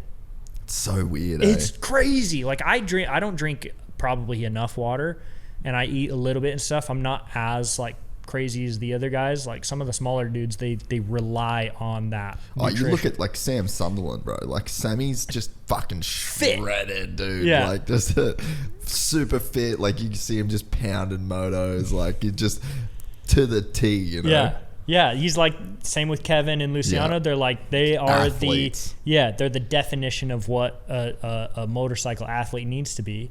And then but that's the thing, is like they rely on that nutrition and things, like they have to be able to have all that kind of stuff in order to operate. And Toby's just like, meh.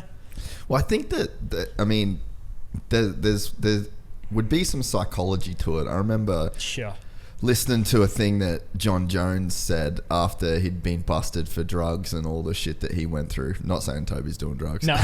No. But he would basically say that like a week before every title fight in the UFC, he would go and get loaded, just bender of just drugs and alcohol, and just sending it so that he had a built-in excuse when he lost. And it's like that brought out greatness. Like if you were to sit and have the conversation with him, you'd go, fuck bro, probably not the move, eh? Like, it's probably an easier path to just put all of the doubts out of your mind, and to just go in there fresh and like do that Sam Sunderland or Benavidez approach of like, be the athlete, be in the right.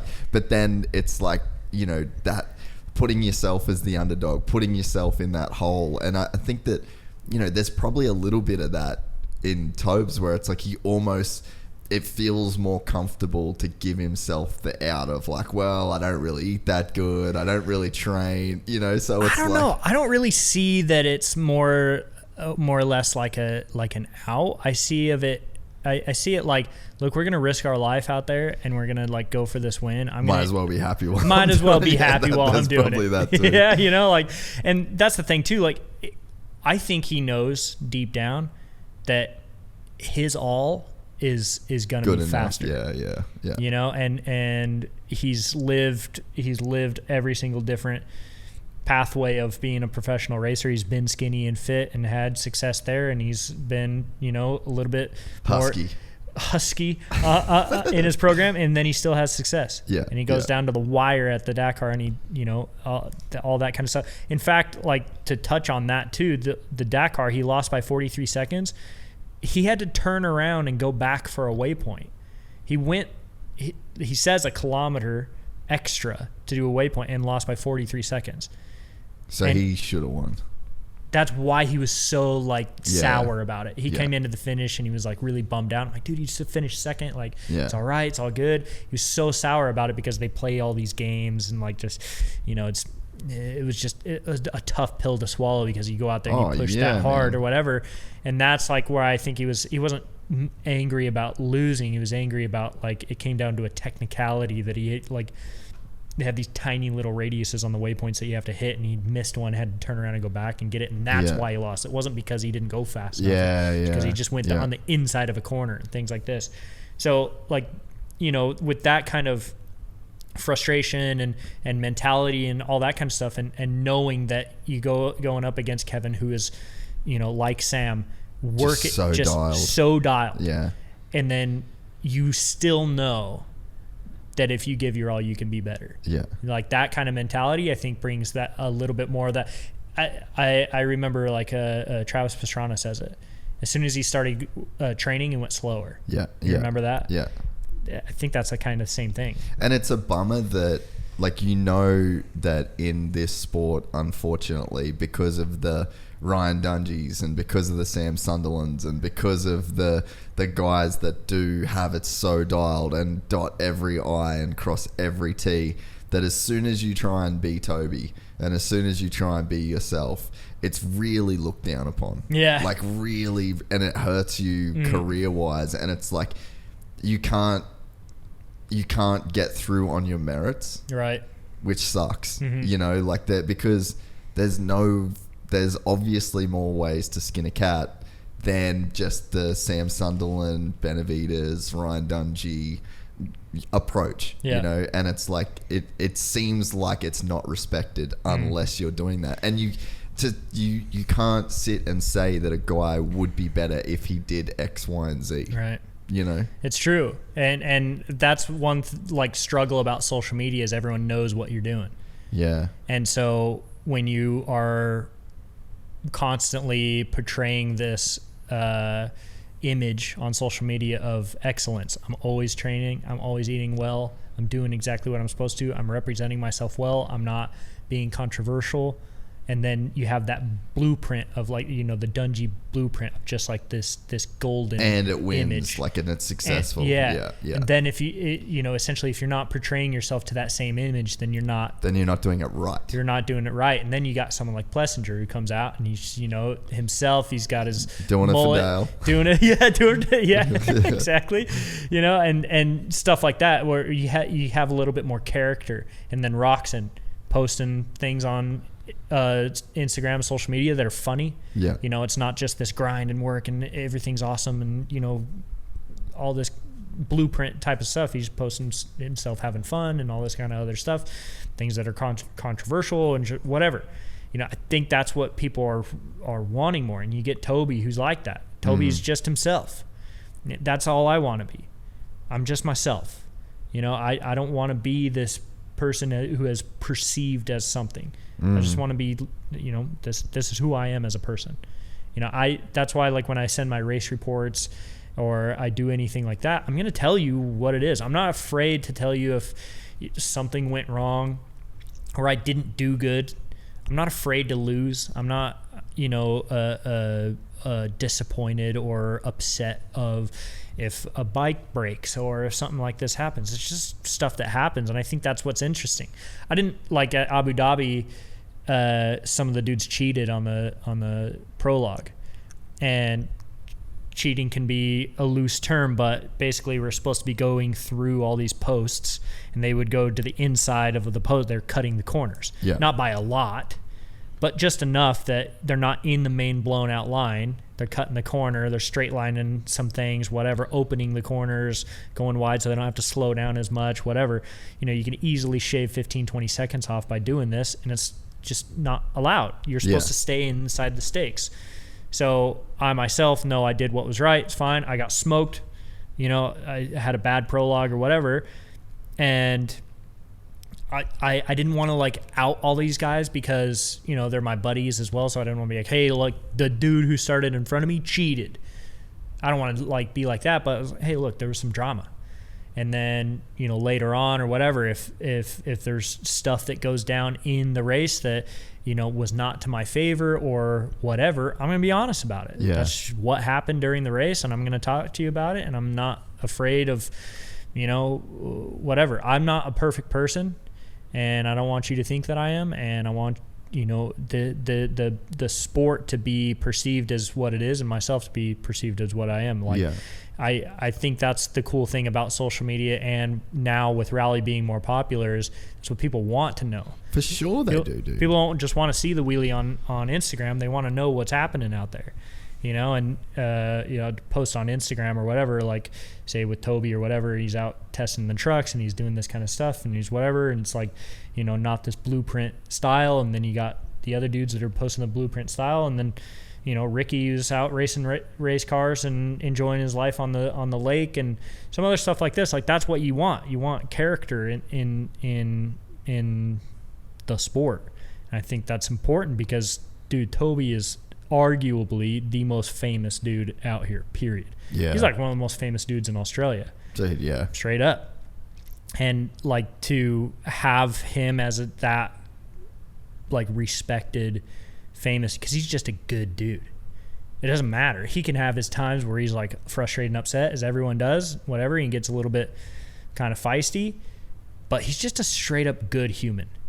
For every single person that we're in Kazakhstan, again, randomly, people know who he is. Yeah, that's wild. Just like hanging out in a hotel lobby, and you got a family with like 3 little kids, and they come up and they're like from Greece or somewhere, and they're like, Toby Price, can I get a photo? Everywhere we go, he's got to stop and take photos. And we joke around about it too. We were actually trying to run back one day at Dakar, and he's like, we were trying to get back before the rest of the team, and so we're like hustling, and he's like, guarantee you I get stopped to take a photo. 10 seconds later, some dude came up, hey dude, can I get a photo? And I'm like, dude, we're gonna miss out, like we have to go, things like that. But it doesn't matter. It does not matter the time, the place, who it is, what's going on, whatever. He takes the time. Yeah. He's gonna stop, he's gonna chat with you, he's gonna take the photo. He's super friendly and nice. Like, that's all it is. That's him as a person. And I think like that kind of level of being open and being who you are as a person, all that kind of stuff is so necessary. And it's so much more, like, as you say that, I mean, yeah, you're so right. And as you say that too, it's like, damn, like if you're KTM, you kind of almost want the dude that's relatable, right? It's like you're trying to sell bikes to people that are normal. Yeah. And then it's like you've almost got this, that's the appeal of Toby, is it's like, he's fucking fat. Dude, like just a normal and then dude. He's like, and then the guy on the couch is like, I'm fucking fat. You know what I mean? And like, that's an exaggeration. Toby's not fat, but it's like, he is such like a relatable character, and like the whole zip tie thing. Yeah. Like zip tie, and there's not many guys that are just gonna pull that off. Right. Do what he did with that kind of scenario. And I think you're the same as well. Like, I feel like you're a guy that, like meeting you, it's like you're this super nice, super likable dude. Like, you could be working at a tire pro, you know what I mean? Or a Jiffy Lube. Yeah. Like, you could just be the nicest guy that I like bump into a Jiffy Lube that changes my oil, and then I leave and I'm like, man, that guy with the mustache was a good dude. And it's like, that's kind of, as a manufacturer, like, race results are one thing, but it's like to have these marketable characters that people can relate to and you know, get on board with. Same with Ricky. Like he's like every American kind of like, he's the dude, you know, like he's like an American dude that American dudes would want to be like, and they're cool people to have in the sport. Yeah. No, like I said, it's now being a factory rider, also going through like even current scenarios, past scenarios and things like that. It's also made me realize who I am. Yeah. And like and I who said, you're not probably. And who I'm not. And like I said earlier, like, oh, I'm a fast dirt bike rider. You owe it to me. Like I expect this out of that. Like, no, we're actually an employee. Yeah. We're hired to do a specific job: win races, market motorcycles, sell motorcycles, and be a brand ambassador. It's what we're supposed to do. And if you're not doing that kind of stuff, or if you think all of a sudden that you're like, oh, do I want a big race, so that means that I deserve all this and I can treat people differently now or whatever, just like that kind of stuff, just it doesn't compute to me. I don't understand it, because at the end of the day, it doesn't matter who you are, where you come from, what you do for a living, all of that kind of stuff. It takes zero effort, time, money, whatever, to just be nice to people. And I've encountered that with a lot of different people, even within rally. I mean, I think rally is probably one of the nicer sports within everyone. But, I encounter that all the time where specifically, people are not going to respect you if you haven't achieved a certain goal. You're brand new, you haven't really proven yourself, so you don't really deserve my respect yet. And it's like, no, dude, everyone's a human. Yeah. Or I don't know, just any of that kind of stuff. Oh, you're a cameraman, so I don't really need to talk to you. You got your job to do, but I'm busy. Yeah. I don't want to take the picture today. I don't want to do the interview. That person's just trying to do their job, things like that, where it's just like, dude, you need to take the time. Do the photo shoot. Oh, man, I got to wake up early and I got to go do turns on a dune. God, it's such a pain in the butt. I got to ride an hour to get to the photo shoot spot. God, why is this so, like, you signed up for this. Yeah. What do you mean? You could be sitting at a desk. Like, you could be sitting in traffic and you're complaining that you have to go take photos on a motorcycle, or that you have to do an interview. Stuff like that I was just like, dude, what? Yeah. Like that perspective that I have now, of just like, no, I get to do this. Yeah, and I think that's probably that's the thing, like you were telling me, that obviously like the story to get to that factory ride, and that's just like, it's such a punish until you do get to where you want to be, and then that thing that was a liability or felt like a liability for the last 5-6 years of going broke and trying to do it on your own and going through all of those experiences, they end up becoming the thing that becomes your biggest asset when you get to that point. It's like, so I love what Sammy Sunderland, he always goes, I'm just grafting, I'm doing the graft. And it's just like, that's shit. Like, and it's the same in everyone's life, like whatever it is you're doing, it's like the pain that you're going through now, the graft that you're going through now is just going to be an asset. Like you're stacking chips, That's and it. it's like,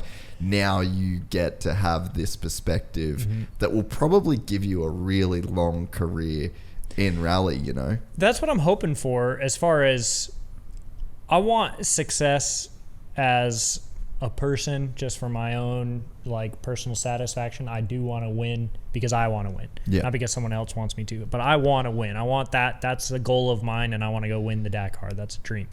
But also, results also are the reason why we get to keep doing it. If you're producing results, you get to keep racing. So that's also a reason why I want to do well, is because I want to do this. Like we were saying earlier, like, when are you going to get the opportunity to go through these crazy countries and experience stuff like that? I feel like that is such an important part of this experience in my life. Is, a lot of the other guys are looking at this as like, dude, no, the whole point of this race is for me to go and win. Yeah. You know what? A lot of this race, and the point of it is to go and experience it. Yeah, you can definitely lose perspective of that, and it's like an easy thing to happen. I think that's one thing that I just don't see it's going to happen with you, just based on, you know, what you've been through. But fuck, I guess it's easy to say now, you know. Yeah. But I think that with everything that you've been through, like, that's probably going to be a huge ace up your sleeve the whole time, you know. Yeah, I think the mentality of enjoying what you're doing is a really powerful asset. Yeah. Because everyone likes riding dirt bikes, you have some days on the dirt bike that you are not having fun. Dude, for real. Like, yeah. But you're also going to have days at Dakar like that where you're just like, dude, it's just a struggle. Yeah. And you got to get through it. And things like that. Like, you know, there are going to be days that you're not having fun and, you know, whatever. And I get it. But if you, at the end of the day, when you look back and you just get to enjoy what you do and you enjoy the, you know, it's such a cliche thing, enjoy the process and things like that. But when you do, and you can see where it leads, and like, obviously you need to have those little glimpses of success. Yeah. You know, going and racing the local round and winning and giving you that extra like motivation and confidence. That's important to have for sure, because if you're just grinding and you never have any little glimmer of success, you'll just beat yourself down. Yeah. Like, and that's what I felt like I was doing too. Just digging, you were there. Just digging a hole deeper and deeper. And so, when you do start having the success is where it really, like, I mean, if you would have talked to me a couple of years ago, I probably would not have the same mentality, because I was, you know, I hadn't had that flash of light. Yeah. There was no proof of concept yet. Yeah, exactly. You know, because that's the hard thing too, that you can always look at in, there's motivational quotes and motivational people all over the place, and they're always just like, keep grinding, it's always darkest before the dawn. Keep pushing, or, you know, all that kind of stuff. But, you know, dude, at the time, I did not see it. I was not like, dude, what are you talking about? And I kept telling myself, like, oh, it's pretty dark, dude, like dawn must be coming. And then like another year goes by and you're like, bro, when's that dawn coming? This will be a long ass night, son. So it's like, you know, funny. My mentality now and talking and saying like, oh yeah, no, it's all this. Yeah, but you've lived stuff. It, you know, like you're saying it now from like experience. Yeah. But it's tough. Like, it's tough to keep pushing, because that's the other thing too that I've said before is I'm not here because I was the fastest person. I didn't achieve this because of my sheer results or all that kind of stuff. I'm here because I didn't give up. You know, and like we talked about earlier, like I didn't want to have that mentality or that thing in my brain that's like, man, I could have been great if I would have just tried a little bit harder. That's where I struggle with now too, like with training and all that kind of stuff. It's like, man, what if I work a little bit harder, run? You know, things like that. And so that whole thing of like, you know, if you have, because there's also the other side of it too, that if you don't have it, like you kind of have to have it. If you just grind out riding a dirt bike and you're consistently like, you know, mid-pack in the C class.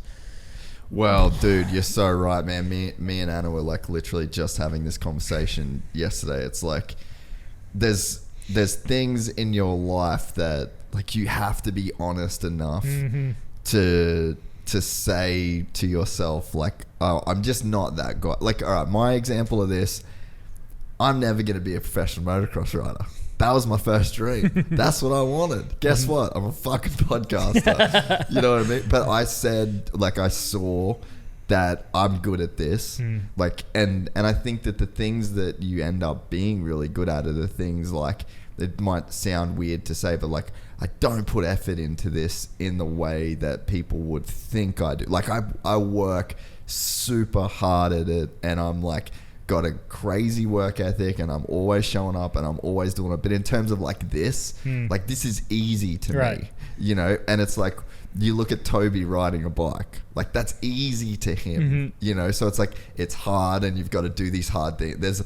There's like there's a level at which you have to operate to be successful at anything. But ultimately, like the thing that you do, like it should be you. Like I feel like I could switch tomorrow and just focus the podcast on golf, and it wouldn't take me that long and I'd have a really successful podcast in golf. Like there's just a thing about what we're doing here that I'm like good at doing. Right. And it's like you are riding a dirt bike and you're like good at it, and that part of it is easy to you. There's all this other stuff that you've got to do that is hard, and there's, you know, there's best practice you've got to follow, and, you know, you've got a graph for it. But the end of the day, like, you can ride the bike good enough to do it. And I think that some of the unhappiness that can, you know, kind of enter in people's life is from not having that honest conversation with yourself and being like, man, I'm just not going to be a famous DJ. You know, like you look at like Fisher, like that, well, me and Anna, that was the example I used. Like he was a pro surfer for years, and he was like grinding on the CT, and he was making content, and like he was trying to be this like he was trying to be Kelly Slater. Yeah. But it's like, guess what? Kelly Slater's Kelly Slater. Yeah. And then he just like switches his focus to being a DJ, and it's like he does that with no effort. Like that's his thing. And it's like, there's so much unhappiness in not having that conversation and not being like real enough with yourself. And it would be the same level of unhappiness that I would feel if tomorrow I was like, fuck doing the podcast. You will see me at A1 in 2024. Like I would be miserable because that's not like, I'm not that guy. Yeah, that's super important. It's really important because there's also there's a tough thing too. I considered him like my little brother. Incredibly talented, like just that raw talent on a motorcycle that, you know, no matter what, you're gonna win races. Like he was so good from the beginning, and he decided that it just wasn't for him. Yeah, he just didn't want to race. And like looking back, I'm like, dude, you just put in some effort. Like you could be great. Yeah. You could be so good. He just didn't have it in him. And well, the thing was too is he was good from the beginning, and then he got to the point where he started needing to work, needed to go to the gym. He needed to start eating right, and like he wasn't winning just sheer because he was better than everyone else. Like he started needing to work at it, and then when he would have a bad race, he'd come in and he didn't win. People would be like, "Hey, what happened? Why didn't you win?" And it was hard for him. And so he realized like, hey, you know, it's more important for me to like live a normal life and not have to deal with that pressure of like being the best. And it's just like, it's a hard thing to take on, because it's like, dude, you see that talent there, but there's also the mentality. And then you have the other side of it. It's like the dude's got the mentality, like, you know, a different person. He will work harder than anyone else, but it's just, he doesn't have that switch in the brain that's just like, you know, that's me. I don't have it. Well, like that, you know, I had this kid that I was trying to mentor forever. He was the thing. He'd be at the gym. He'd go riding. He'd do everything he needed to do. And for whatever reason, it just wasn't there for him to open the throttle enough. Yeah. You know, and it's just like there's two different sides of it. Like you kind of have to have both. Yeah. And there is that honest conversation of like, you know, I got fortunate enough that I got the opportunity to go to Dakar and realize that I could do it. Yeah. I could do it. Yeah. You know, and then but you also might get that opportunity or might not get the opportunity and see like, I can't, you know, this ain't for me. Or you're sitting there watching it from the outside and be like, yeah, I could do that. Yeah. I'm going to do everything. And when in reality, like maybe it's not the right call for you. Like maybe. And the thing is, man, is that, so this is how the conversation started. Was like, not everyone can be great, and it's like, dude, I disagree.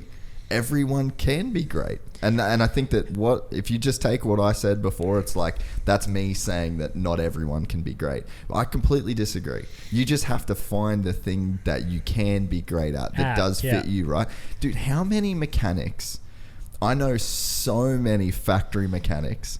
Like amazing factory mechanics, like Paul Parabinos. He was Dino's mechanic. Fucking ripped on a dirt bike.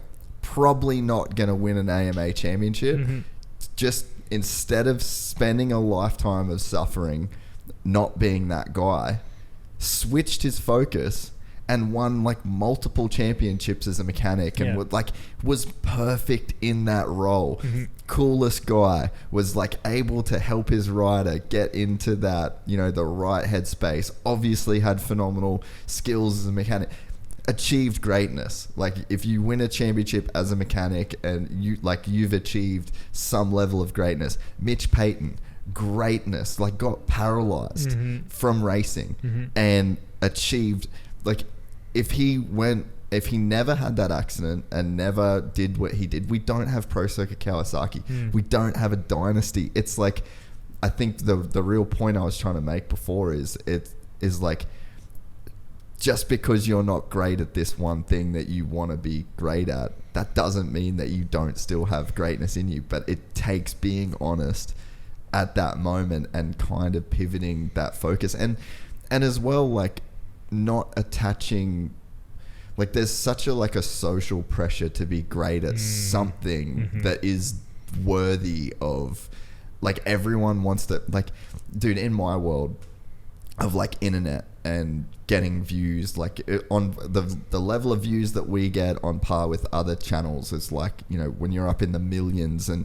then you just see these people like you get like the Nelk Boys and you get like E-Man Gadget, like there's these guys and they're just living this, they're making millions and they're doing, and that they're selling this dream that is so like unattainable. And then you peek a little bit under the hood and you find out that like they're all making their money off scams and these, you know, so it's like even the things that get glamorized that you would want to be, like the factory rides or the $1 million internet influencer that has the girls and is never settles down with a chick and is fucking a million birds and is like, you're getting sold this really cooked picture of what success even is. And it's like, you don't just have to be a factory rider. You don't just have to be this famous guy on the internet. Like there's something special about donating your time to a, like in jiu-jitsu, like some of the people that I respect the most,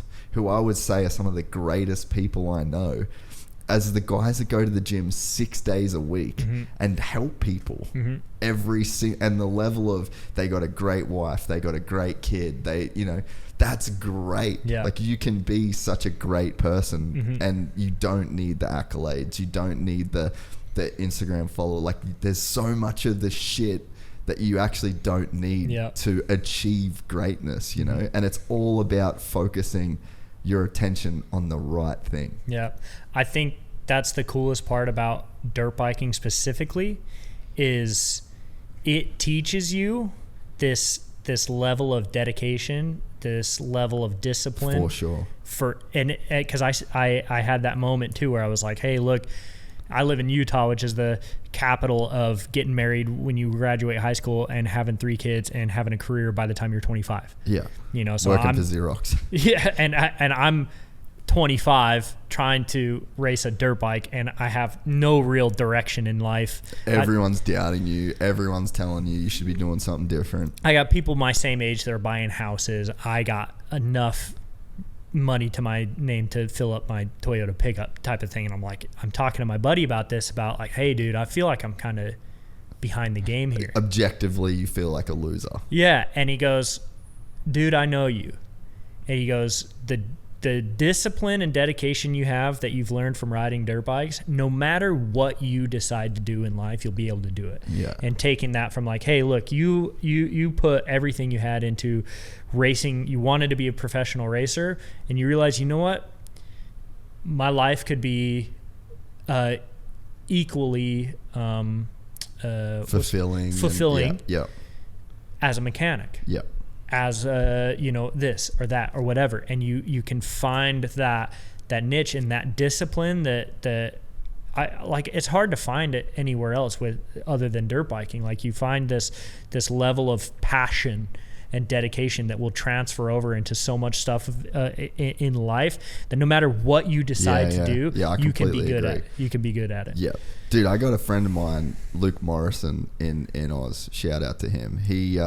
He's like that example of that to me, right? So we do these transmoto races. They're like 6, like 8, 12 hours long, right? And he solos those motherfuckers. And he's like, he does Fink. Like he fell in a fire the night before Fink, burned all of his palm, and like still went out there and did it's it. the most like, Aussie thing I've ever heard in my life, though. Dude, he's like does bodybuilding competitions, like, and so he's probably one of those guys that could have tried to do the motor. I think he kind of started riding later in life, but he's just got like this insane discipline and work ethic, and he's like a fucking squillionaire from doing balustrades and like glass fencing, you know. And because it's what you're saying, you know, it's like he's got this work ethic, and there's such a broad level of skill that you have to, you know, even be an average level dirt bike racer, like someone that shows up and does races and competes, you know. Like I think of my brother when I think of that, like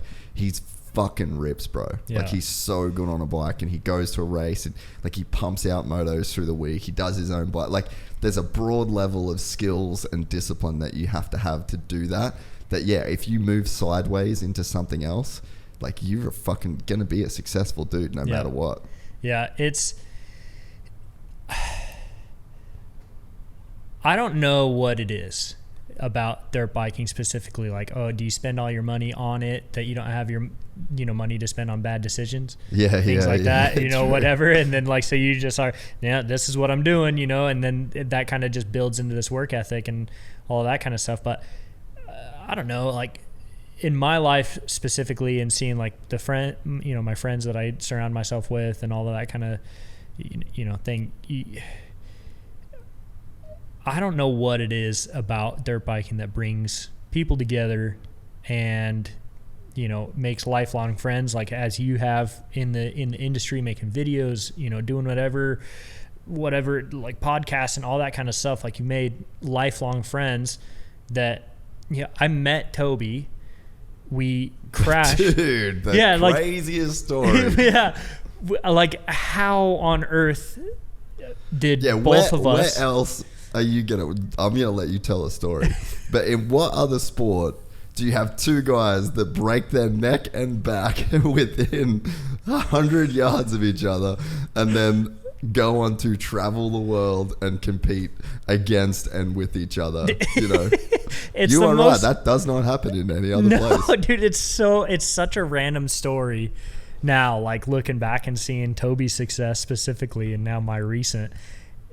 It's so random. Like, so the whole story is Kurt Caselli had just raced the Dakar. Rally is the direction that he's going to go. And Toby and I both have a personal relationship with Kurt that impacted our lives in a massive way. Crazy, huh? Like Kurt essentially was like seeing what Toby was doing at Fink, was like, hey, look, you know, if there's a position open, Toby looks like the guy that needs to fill it.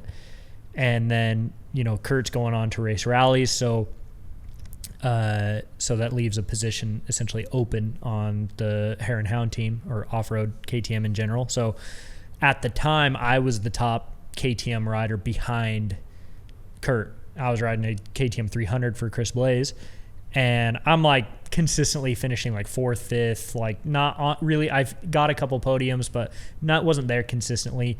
But Ivan Ramirez at the time was like finishing 15th. Dude, nicest dude. Nicest dude ever. Oh, dude, I love that guy. So he had just came over from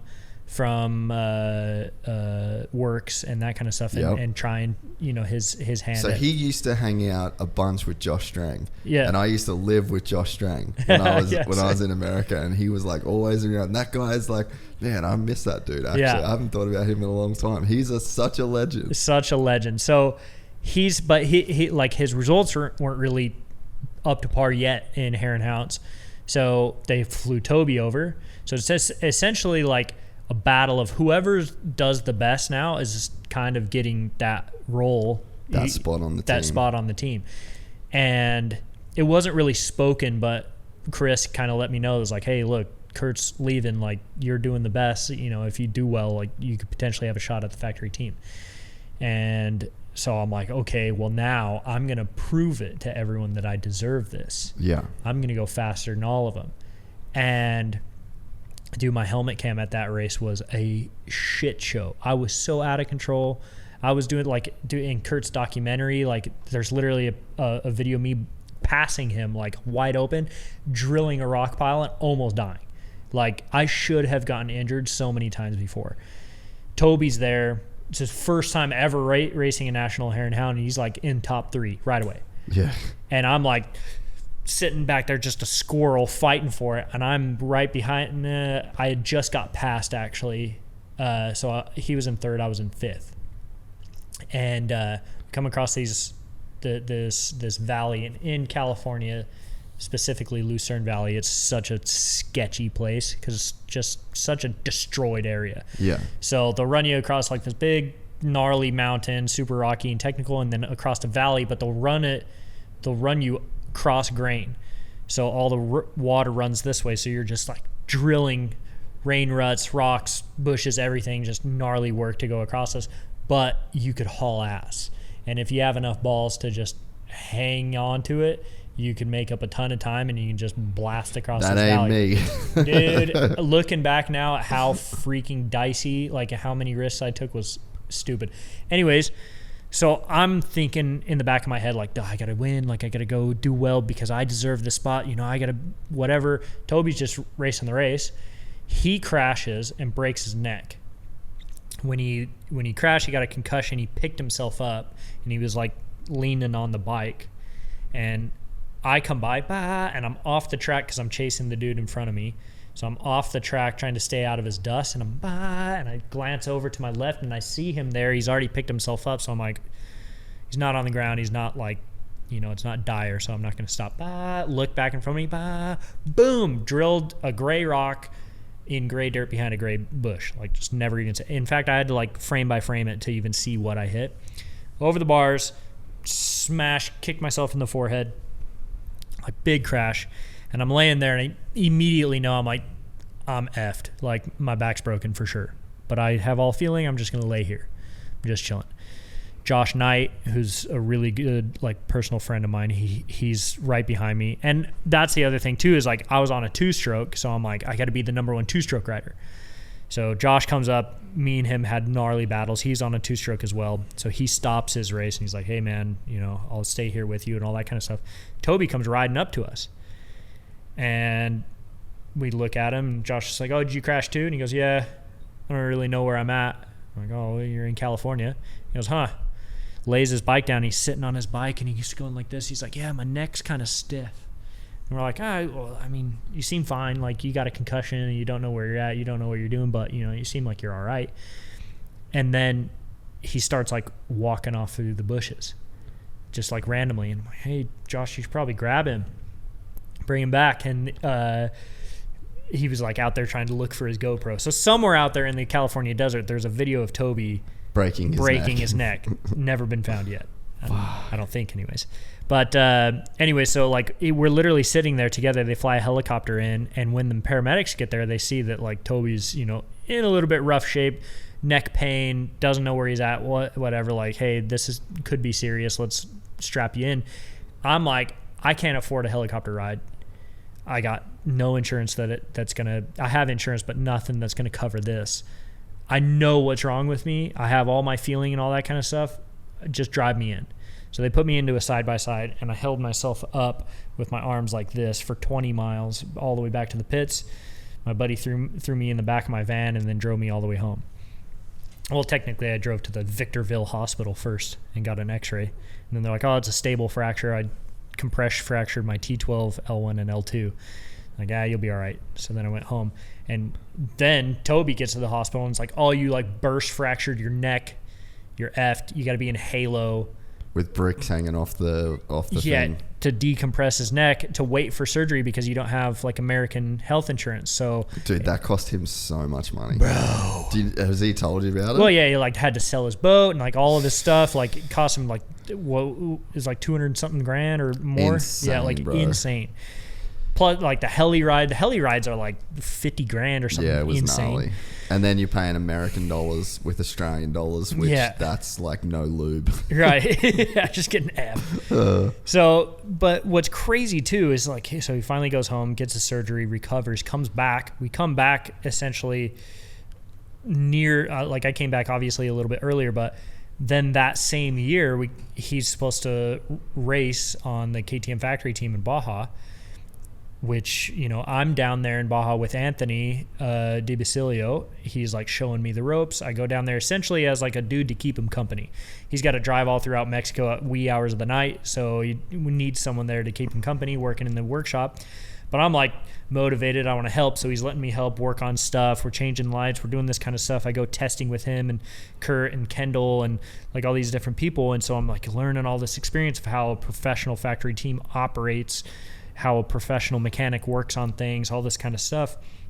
Kurt's there explaining to me how he's pre-running. He's walking me through things, like showing me the ropes at the race, like, you know, all this different kind of stuff. To backtrack too, like I didn't really know Kurt for that long, but when my first ever pro race, I hole shotted. Well, actually he hole shotted and then I passed him. That's so sick. But it was the first time he came back on a back after Dakar, so he felt like he was riding a mini bike essentially. So I passed him. And from that point forward, he like kind of not took me under his wing, but he would show me a little bit of like respect and give me advice. And then after that race, when I broke my back, I went to the next race with a buddy, and I hopped out, and he looks at me and goes, "Did you learn your lesson, superstar?" And I was just like, oh, dude, like those little moments, and just to see how nice of a person and good person that Kurt was. And then also to like have that level of like, you know, sting to him too, like that's gonna teach you a lesson type thing. But he was also doing that with everyone, you know. He's just he just was doing the same thing. He wanted to help people become better people and better racers and things like that, and he did it for Toby, he did it for me. So you know, I'm down there, I'm trying to learn from him, I'm learning from Anthony. Toby comes over, he's a fill-in rider, so he's not going to race, but if someone has an issue, he'll hop on the bike. So he's pre-running with Kurt and all that kind of stuff. And and then, you know, so like I meet Toby as we break our spines together in the middle of the California desert, and the next time I see him, we're down there in Baja, and Kurt passes away. You know, he has a crash down there and hits the animal, and it's like we're both present at kind of the most defining moments of both of our lives. It's such a crazy, I'm getting goosebumps again, but it's like such a crazy thing, because I didn't know Kurt for like super deeply or for very long, but the impact is just massive. Yeah, like it's massive. And I'm always repping a Kurt Caselli sticker, and like there's a picture of me and him side by side on a start line. It's still my profile picture on Facebook. I have this giant poster of me and him on a hole shot, like drag racing down. It's just me and him out in front, and it's like my most prized photograph and stuff like that. And I didn't really know him very, very long, but it's like he had such an impact. And I think the same for Toby. It's like he had such an impact. He got, and you know, Kurt was going into rally. Toby got that transition into rally and things like that. And it's like, I said it to him. He finished his second place at the Dakar. I finished third, and we're sitting there at the final podium waiting to go. And I was like, look, dude, I don't want to be corny. Like, I know we're always joking around, busting each other's balls and stuff like that. Like, I don't want to be corny, but it's kind of like one of the most important moments of my life. Yeah. Like, it's cool you said that. Like me, like I've looked up to Toby for so long. Like, she's such a gnarly dude. And now I get to share the podium of the biggest race and like my biggest accomplishment in life with this dude. Yeah. Like, super cool. Yeah. Like, and to share like what you went through with Kurt. And, you know, like it's those moments don't come around very often, you know, and like it's actually cool that you can be like man enough to like acknowledge that moment, you know, because I feel a bit of a pussy getting like, you know, emotional or whatever, but shit, no, it's all good. But like, you know, with Toby and all that kind of stuff, like, yeah, we're friends, we're buddies, we bust each other's balls. It's cool to hang out with him, and like I consider him a close friend now. But you know, like it's really interesting to see that dirt bikes bring you together. Yeah, dirt bike impacts your life this much, and someone like Kurt, you know, such a legend like himself, can have like you have like a small time with him, but he impacts you in that way. And then you can go on with two people that live different lives and have different scenarios, but kind of are connected. Then through that guy. Yeah. And then end up being on the podium of the biggest race in the world. Like it's such a cool thing. Like that's a reason why I love doing this so much. Like that feeling of accomplishment is one thing, but that also, like, all that other kind of experiences that you go through, and then you get to share it with someone. You know, he's bummed out he didn't win, but when I brought that up, he was like, yeah, dude, hell yeah. He's like, we come a long way from laying on the desert in California. Dude, yeah, no, it's a crazy story. Do you think that, like, everyone talks about Kurt like that? Dude, you know what I mean? Yeah. Like, it's just that it's so rare that you will, you know, you have a guy that can have that impact. And because the trauma bonding is like a real thing Big too. time. You know, like when you go through, I think that's what I think that's just relationships in general. You know, like when you go through these crazy hard times with people, or something so devastating as someone, you know, like passing away, and like being there for that, like that shit is so powerful, like in bringing people together. So it makes so much sense to have that level of like feeling and emotion around something like that, you know. And the one thing that, like, now that he has the foundation, the thing with that whole scenario is none of us could really make sense of it. Like none of us, like, a lot of the time you'd be like, you kind of have an answer. And that one just blindsides you. There was no answer. It's like the stars aligned for it to happen, and it was just like, why? Like it was just such a crazy experience. And then now that he has the foundation that's like bringing so much good to the sport, and like trying to bring that level of awareness to safety and all of these different kind of things, that, like, and providing scholarships to people, like the other side of the things, like, oh, hey, you're a racer, but you're realizing that, you know, maybe I could be a computer engineer. We're going to give you a scholarship and stuff like that. You know, that's insane that he has a foundation now that supports that kind of things. It's so cool that dirt bikes are doing all that kind of stuff. But there's a very key thing that they always say is, Kurt was a legend and he won so many championships and races and all that kind of stuff, but almost every single time when someone talks about him, they're not talking about that. Yeah. You know? So true. And they say it, like, they have a big poster or whatever that's be remembered as a person, not a racer. Yeah. And I took that personally. Yeah. I would much rather, and that's why I want to enjoy this process of racing, and why I love racing rally too, is because I get to see all that kind of stuff. You know, I want to enjoy it, and I want to have success as a racer and all that kind of stuff. But this path in my life has led me down so many insane experiences that if someone else can also have joy and see that kind of stuff, I want them to have a positive experience when they come to the race, when they chat with me, when they have questions that I can answer them or whatever, and they can have a positive experience, and then maybe they can take that advice or whatever it is and then go on their own path and experience something cool. And then, you know, like Kurt, if he shared that advice and shared that that kindness with me, made such an impact on me to share it with someone else, hopefully somewhere down the line someone else will decide that, you know what, he was nice to me, I'm going to be nice to someone else. And just kind of leave that down, you know, keep going down the line. I think that's also a big reason why Toby is the way he is because, you know, he had that kindness showed to him, and so he shares it with other people as well. Kurt Caselli has to be one of the greatest American racers of all time. Period. Not just two wheels, races. Like as a dude that's pulled on a helmet and taken off on a race. He has to be up there with one of the greats. It's you know, because you have other dirt bike racers or racers in general that just have had such a massive huge impact. And okay, he went, like virtually undefeated in National Hare and Hounds and stuff. That was the other crazy thing too. When I was racing Hare and Hounds, when he showed up, everyone just expected him. You were just right. We're racing for second place, Yeah. and that, like, to have that dominance and then still be like a humble person too, like that's what makes it. That's the best quality in a person, dude. Like, and to have that impact, you see all the photos.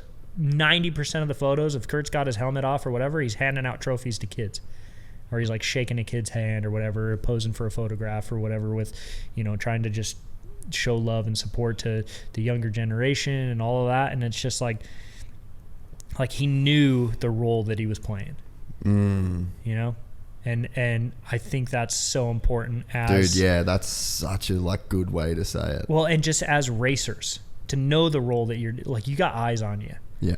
You got social media is one thing, but you got eyes on you all the time. And you gotta want to accept it. Yeah. As dude, well, because it's heavy lay the crown, Yeah. Like when you're that guy and you're the one everyone's looking at, and it's it takes such an extra effort to be as good as he was on the bike, but then it's it almost takes as much effort to do the rest of the stuff too. You've got to want to do that. Yeah.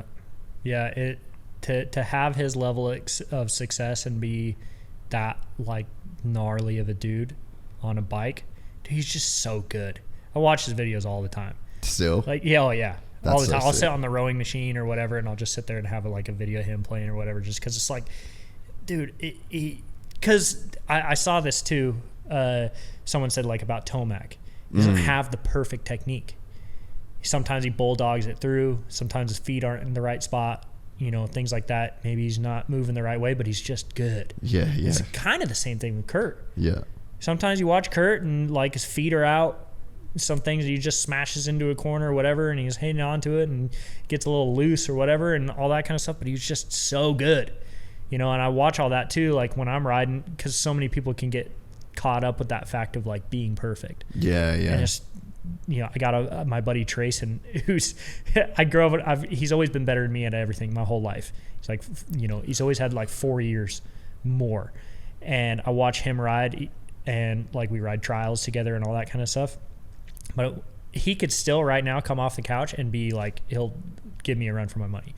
He's just gnarly dude on a motorcycle, but he's just feet are out, sometimes on his heels, flat-footed, bouncing off every hole, every just rock. Letting her rip, and so good, so good. And that's kind of the thing with with Kurt is when you watch him ride and you watch all those videos and stuff, he's just hitting his marks. And with Toby too, he's just kind of letting the bike do his thing. He's sometimes he'll bulldog it through, and sometimes he's really finessing it, and it's just poetry in motion and all that kind of stuff. And then he's just letting it do its thing, and then he pulls his helmet off at the end of the day, and he's just, that was a great time, had a great race, whatever, even if he didn't win or whatever. And the drama, dude, I watched some pretty dramatic events, came down to the championship win or whatever, and he was just hanging back. The situation's going to unfold, whatever. I'm going to be nice to people. I'm going to shake their hand. I'm going to take a photo. I'm going to be, a kind person, whatever. And then he's just going to shred on the bike, and he's going to go undefeated. And he's dude, it's such a role model, such a incredibly good person. Yeah. To just look up to and have that as kind of a mentor, and be fortunate enough to have had advice given to me by him and things like that. Dude, I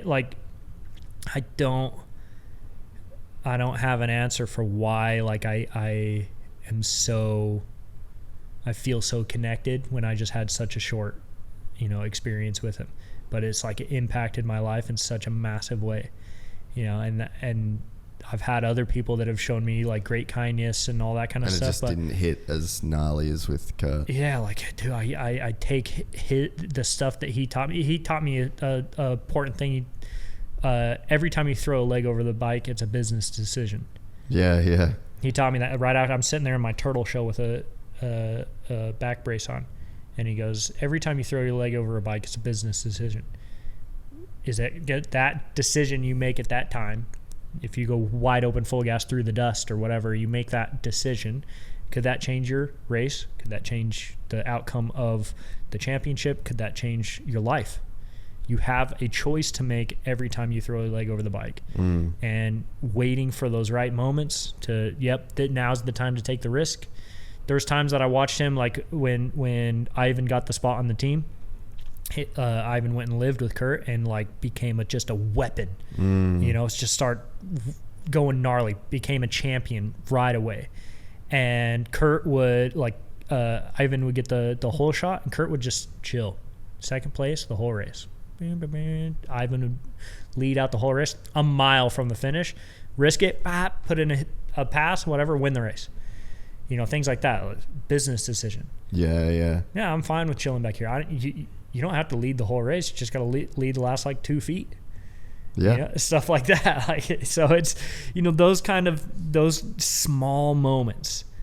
It only took 5 minutes of his time, but it impacted my life in a massive way. Yeah. You know? Yeah, and I think, I mean, it's like, you know, you say like, oh, you just can't make sense of it. But I think that there's sometimes people that, like, they pass away young and they leave with so much more on the table that you, like, know that they could have achieved.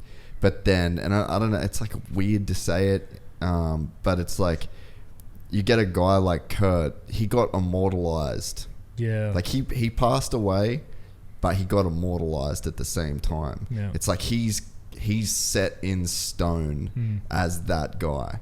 And it's like, that's a North Star kind of dude now. Yeah. That is like, his legacy can never be tarnished. Like no one can ever take away. Like he died at his peak, but that peak is preserved in stone. And then, like you said, there's the foundation, and then there's like this way that he lived his life up until that point was like almost picture perfect. And there's just so few of those guys that leave you as that and almost become like this kind of North Star that you can always work towards. So it's like, that's definitely not, you know, like for wife and for kids and for, like, there's so much that's left undone, and that's so fucking devastating, and that's like forever sad. But then I guess there is that side of it to where it's like, he's always going to be set in stone as that dude. And there will be generation after generation after generation that's going to be able to look to that like North Star, you know what I mean? So it's like, I don't know if there's something in that could be kind of taken away. I guess you can say that at living your life, like what's the point of life? The point of life is finding something that you're good at, giving yourself some responsibility, and then leaving that knowledge to the next person. And you know, when you look at what he did and the way he operated and all of that, and leaving that kind of, you know, not image, like a legacy. Well, but like something to look up to, like you say, this North Star, like, you know, how I looked at Kurt as like this, just, okay, he's a factory racer, but man, he's just a nice dude. He's cool. He's like fun to be around. He's just a normal dude too. Like, you know, this, like how I want to be when I grow up.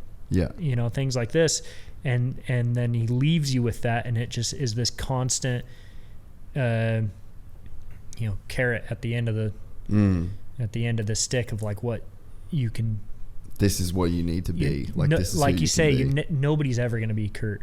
No. And like you can't try to be, but to have like that kindness that he showed to other people, and like try to leave something behind that's meaningful, I think is the most important part of life in general. Because if you're not doing it for other people as well, because especially rally and like racing motorcycles in general is really special or a selfish sport. Yeah. Extremely selfish. Yeah. You know, like so to leave something behind that's for other people, bigger than you. Yeah. Yeah, like I'll never have an answer for that, for, you know, why he passed away. But if you can take anything away from it, he's left this legacy. Like, he's just a legend that you can always try to be a better person. Yeah. And if there's any quality in life that I want to leave behind, it would be the same. Yeah. Like, okay, I was able to accomplish something really cool on a dirt bike, but if I were to leave anything behind, it would be to try and help it, the next person. Try and help your friend, and try to just be a kind person to anyone for no other reason other than because it's better than being a dickhead. Yeah. Nah, it's so true, dude. Yeah, no, it's awesome, man. It's cool to I've never really got to talk about Kurt that much on the podcast. Like, I never got to meet him, but like it's the same deal, like I've just had so many people that he's had that effect on, so it's like it's actually just cool to have that conversation and like kind of, I guess, hear another story. Like, it's just more validation of like just the legend that the dude was, Yeah, for real.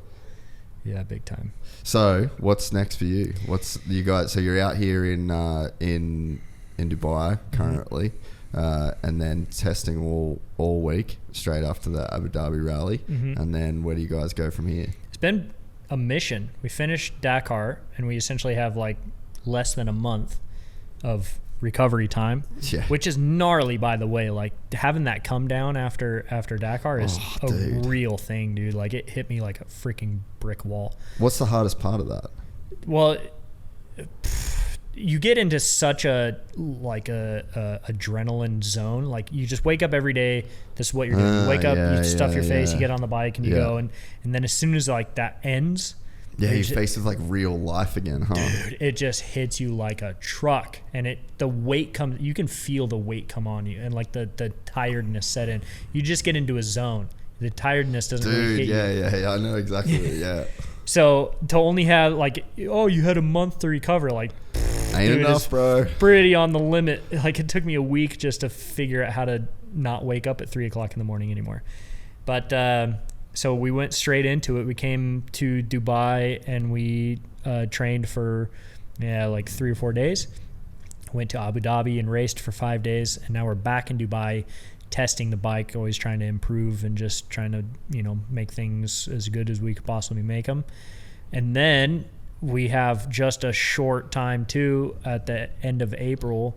We're in Mexico in Sonora. You got Sonora, huh? Yeah, the Sonora Rally, which I'm super excited about being a world round this year. Yeah, that's where I got my start in rally. Yeah, that's your home jam almost. Yeah, so I'm stoked. There is a level of stress there that it's my hometown race, Gotta be good, but no, I'm excited for that one for everyone else to see how rad that place is. And then we finally got a break. So after that, I actually am planning to go do like some more motocross training, trying to improve myself, because like the prologue. Where are you going to do that? Holland. Dope, dude. Yeah, dude. I'm going to go to the Netherlands. That's going to be rad. Yeah, the KTM team, the Boss KTM team that I rode for as a privateer, they're based out of Holland. Yep. So they kind of hook me up. They give me a van to drive, and Barton Ellison there. So you're just going to be a Loma warrior. Yeah, dude. I'm a beginner. Huh? Yeah, we were talking about this. You've been out there and done it. Yeah, Barton Ellison is a trainer out there. He, like, when Caroli goes out there, he'll train at his gym. So I'll train there and get my butt kicked in the gym by him, and then I'll go to a motocross track and feel like a beginner. Dude, it's so demoralizing. Like, I'm trying to do the weights thing, and I'm trying to like get a bit stronger and a bit fitter. And I did leg day on Sunday and rode yesterday, and it was just demoralizing how terrible I felt the entire time. And then you ride shit because you can fucking barely stand up, and it's just like, this is hard. Yeah. Well, the thing that's messed up is like riding a sand track, specifically in Holland, is like, because if any of those guys came to the West Coast in USA and rode like a hard packed slippery track, it'd kind of be the same for them. Yeah. Be able to ride it, but it's not really their jam. So me as a desert guy, I'm not really a motocross guy anyways. I didn't grow up doing it at all. Riding a motocross any track anyways is not really like I'm not super good at it. So then I go to Holland and mix in deep sand, deep ruts, gnarly jumps, and fast people. I feel like a straight up beginner, and demoralizing, but good for the ego too. Like, yeah, you're a professional racer, but not at everything. Yeah, yeah. You know, and like, dude, there's I think she's like Dutch national champion. She was there on a 125. I was riding a 250 EF, and I could keep up with her for like 3 laps. I'm like, and she's like 16 years old. I'm like, oh, I got work to do. So one of the things that I need to like be better at as a racer is like my sprint pace, my like pace in the sand in dunes and stuff like that. And I think the best place to practice sprint, motocross, sand training, Holland. Yeah. And I got, you know, some good people there that are willing to take me in and show me the ropes a bit. So they're all there to tell me how much I suck also, which is funny. Last time I was there, I rode a track right when it opened and kind of watched it deteriorate a little bit. And I came in, I'm like, oh yeah, you know, it's pretty good. And they're like, yeah, you know, when the track is smooth like this. And I was like, what? This is a smooth track? Like, this thing's destroyed. They're like, yeah, no, this isn't so bad. I'm like, what? You guys are not, they're animals. So yeah, that kind of ego check and that training over there. So I'll train in that in the summer. And then I'm really excited to go to Ruta 40 in Argentina. That's in August. And that one, Kurt actually won that race. So I'm really excited because I don't think it's been back there for like a long time. What format's that race? It's a rally? Yeah. Sick. Yeah, straight up world rally. Oh, dope. Yeah, and it's different too because we've just been used to racing like Morocco, Saudi, just desert. And that one will be like more slippery roads. You go through some trees, like more mountainous, things like that. So it's a little bit of a switch up too, which is really cool. And then after that, it's back to Morocco for the last world round, and then to Dakar. That's the crazy thing about like the rally world schedule is there's only 5 rounds, but it doesn't ever stop. There's no off season for us. Yeah. Like summertime would be considered the off season, but there's like a month and a half of like no racing or testing, and the rest of the time it's either full testing, full training, or the race. Like I've been gone from home for over 3 weeks now, and it's just for one race. Yeah. You know, so that's the crazy thing. It's like, oh yeah, it's just one race, but I'm gone for like 6 months out of the year. Yeah. So yeah, pretty wild, but I mean, wouldn't have it any other way. Yeah, dude. Yeah, you're finally getting that shot to live the dream. Like, yeah, even to be able to go to Holland, you know, just like take the time, be like, I'm gonna go get better at my job. Yep. Yeah, it's super cool. Super rad. Yeah. No, it'll be cool, man. It's definitely, I feel like you guys are all doing a really good service to rally too. You know, like it seems like there's a really good crew of you guys that's doing it now. There's some really great personalities. I don't know. I wish like the coverage would get a little bit better. Like it's so hard to be a fan of Dakar. We need a Netflix documentary.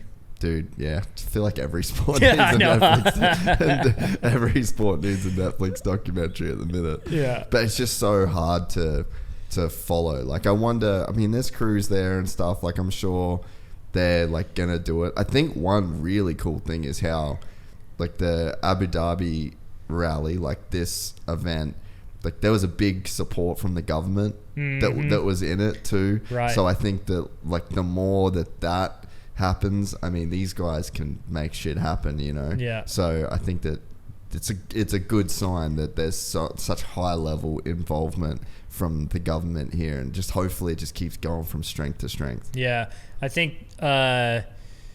Yeah, I hope that's the hope, right? Is that you can grow the sport. That's my whole goal. Is I fell in love with the sport, so I hope, you know, by showcasing it, that other people can also, if they get a chance to it, they like it as well. Just showcase it, and hopefully it grows and gets more publicity, and then more sponsors come in, so then more people can get an opportunity to do it, and then everyone sees the value, so then the governments help out a little bit more, and then it makes it, you know, it's damn near impossible for a rally to happen in the US, but we have the places that would make an incredible rally. Yeah. So hopefully as it continues to grow and more people and whatever, you know, hopefully it grows and we get that opportunity and it becomes a 5 or, you know, or from a 5 to like an 8 series, and then it's just like full gas all the time racing, sick places all the time, and you know, and then when you go somewhere in America and you're a Dakar Rally racer and someone knows what that is.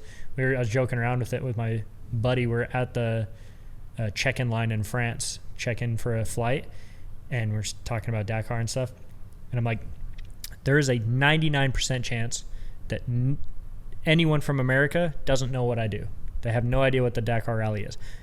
But in Europe, there's a 70% chance that they definitely know what it is. Yeah. And he goes, nah, I don't know. You think this lady checking us in knows? And I'm like, hey, do you know what the Rally Dakar is? She's like, oh, Rally Dakar, yes, of course. Yeah, I know this person. This person does it and all this kind of stuff. And I'm like, $1, please. Yeah. And then I turned around, 2 Americans ready to check in behind us. I'm like, hey, do you know what the Dakar Rally is? And they're like, what?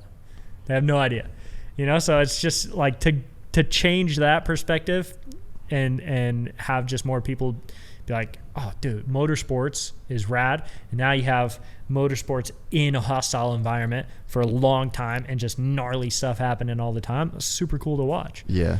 So, yeah. And I think that it's cool what you said before about like the Saudi and the vistas and just like being able to take that in. Because, man, I was like, obviously with Matty, he's doing all Toby's stuff, so like I'm just around when they're doing all the things that they do, and I'm just like watching the photos come through. I'm just like, where the fuck are they, dude? Man? Like, it is mental. And even we went out to the second last stage, and it was just those dunes, man. Like, we're a kilometer from the Saudi border, and those dunes out I guess like kind of the back of Abu Dhabi, like that's spectacular, dude. And I don't know, like, I grew up in Cairns in the rainforest, and it's like that's what I am used to, so maybe it just hits different. But me and Maddie are just driving through those dunes being like, this is one of the most beautiful things I've ever seen in my entire life. I've grown up in the desert, and I'm awestruck multiple times racing the Dakar. I love South America, and I wish I got to race like the full Dakar, Peru, Bolivia, Argentina, that whole deal and all that kind of stuff, because the people down there are so incredibly passionate. Political things aside, Saudi Arabia is one of the most beautiful countries I've ever raced through. Really? I cannot fathom the size of the stuff. And then like the dunes aren't like so tall. They're not like this insane massive mountain in sand. They just go on forever. And like the contrast differences in the sand color and all that kind of stuff, it's just like, holy shit, dude. Like, makes you realize like we're just in one country. We're just in one small area of one country, and it feels like it goes on forever. Same thing with like going through Russia, and it just felt like the forest went on forever. It's like, dude, you're a small person. Yeah, like you're just a little speck on here on a dirt bike riding through a giant place. Like all that kind of stuff, like we were saying with the other people and everything, just brings more perspective down to you as a person.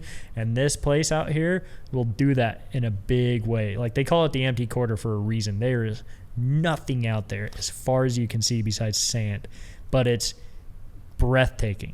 It's incredibly beautiful. And the people are so nice. Like it was my brother's first time here, and like he's kind of like, man, why did you move here? Like, it's crazy that you'd move here. And it's like, I mean, there's obviously like a bunch of reasons, but I don't think he expected it to be as beautiful as it is here.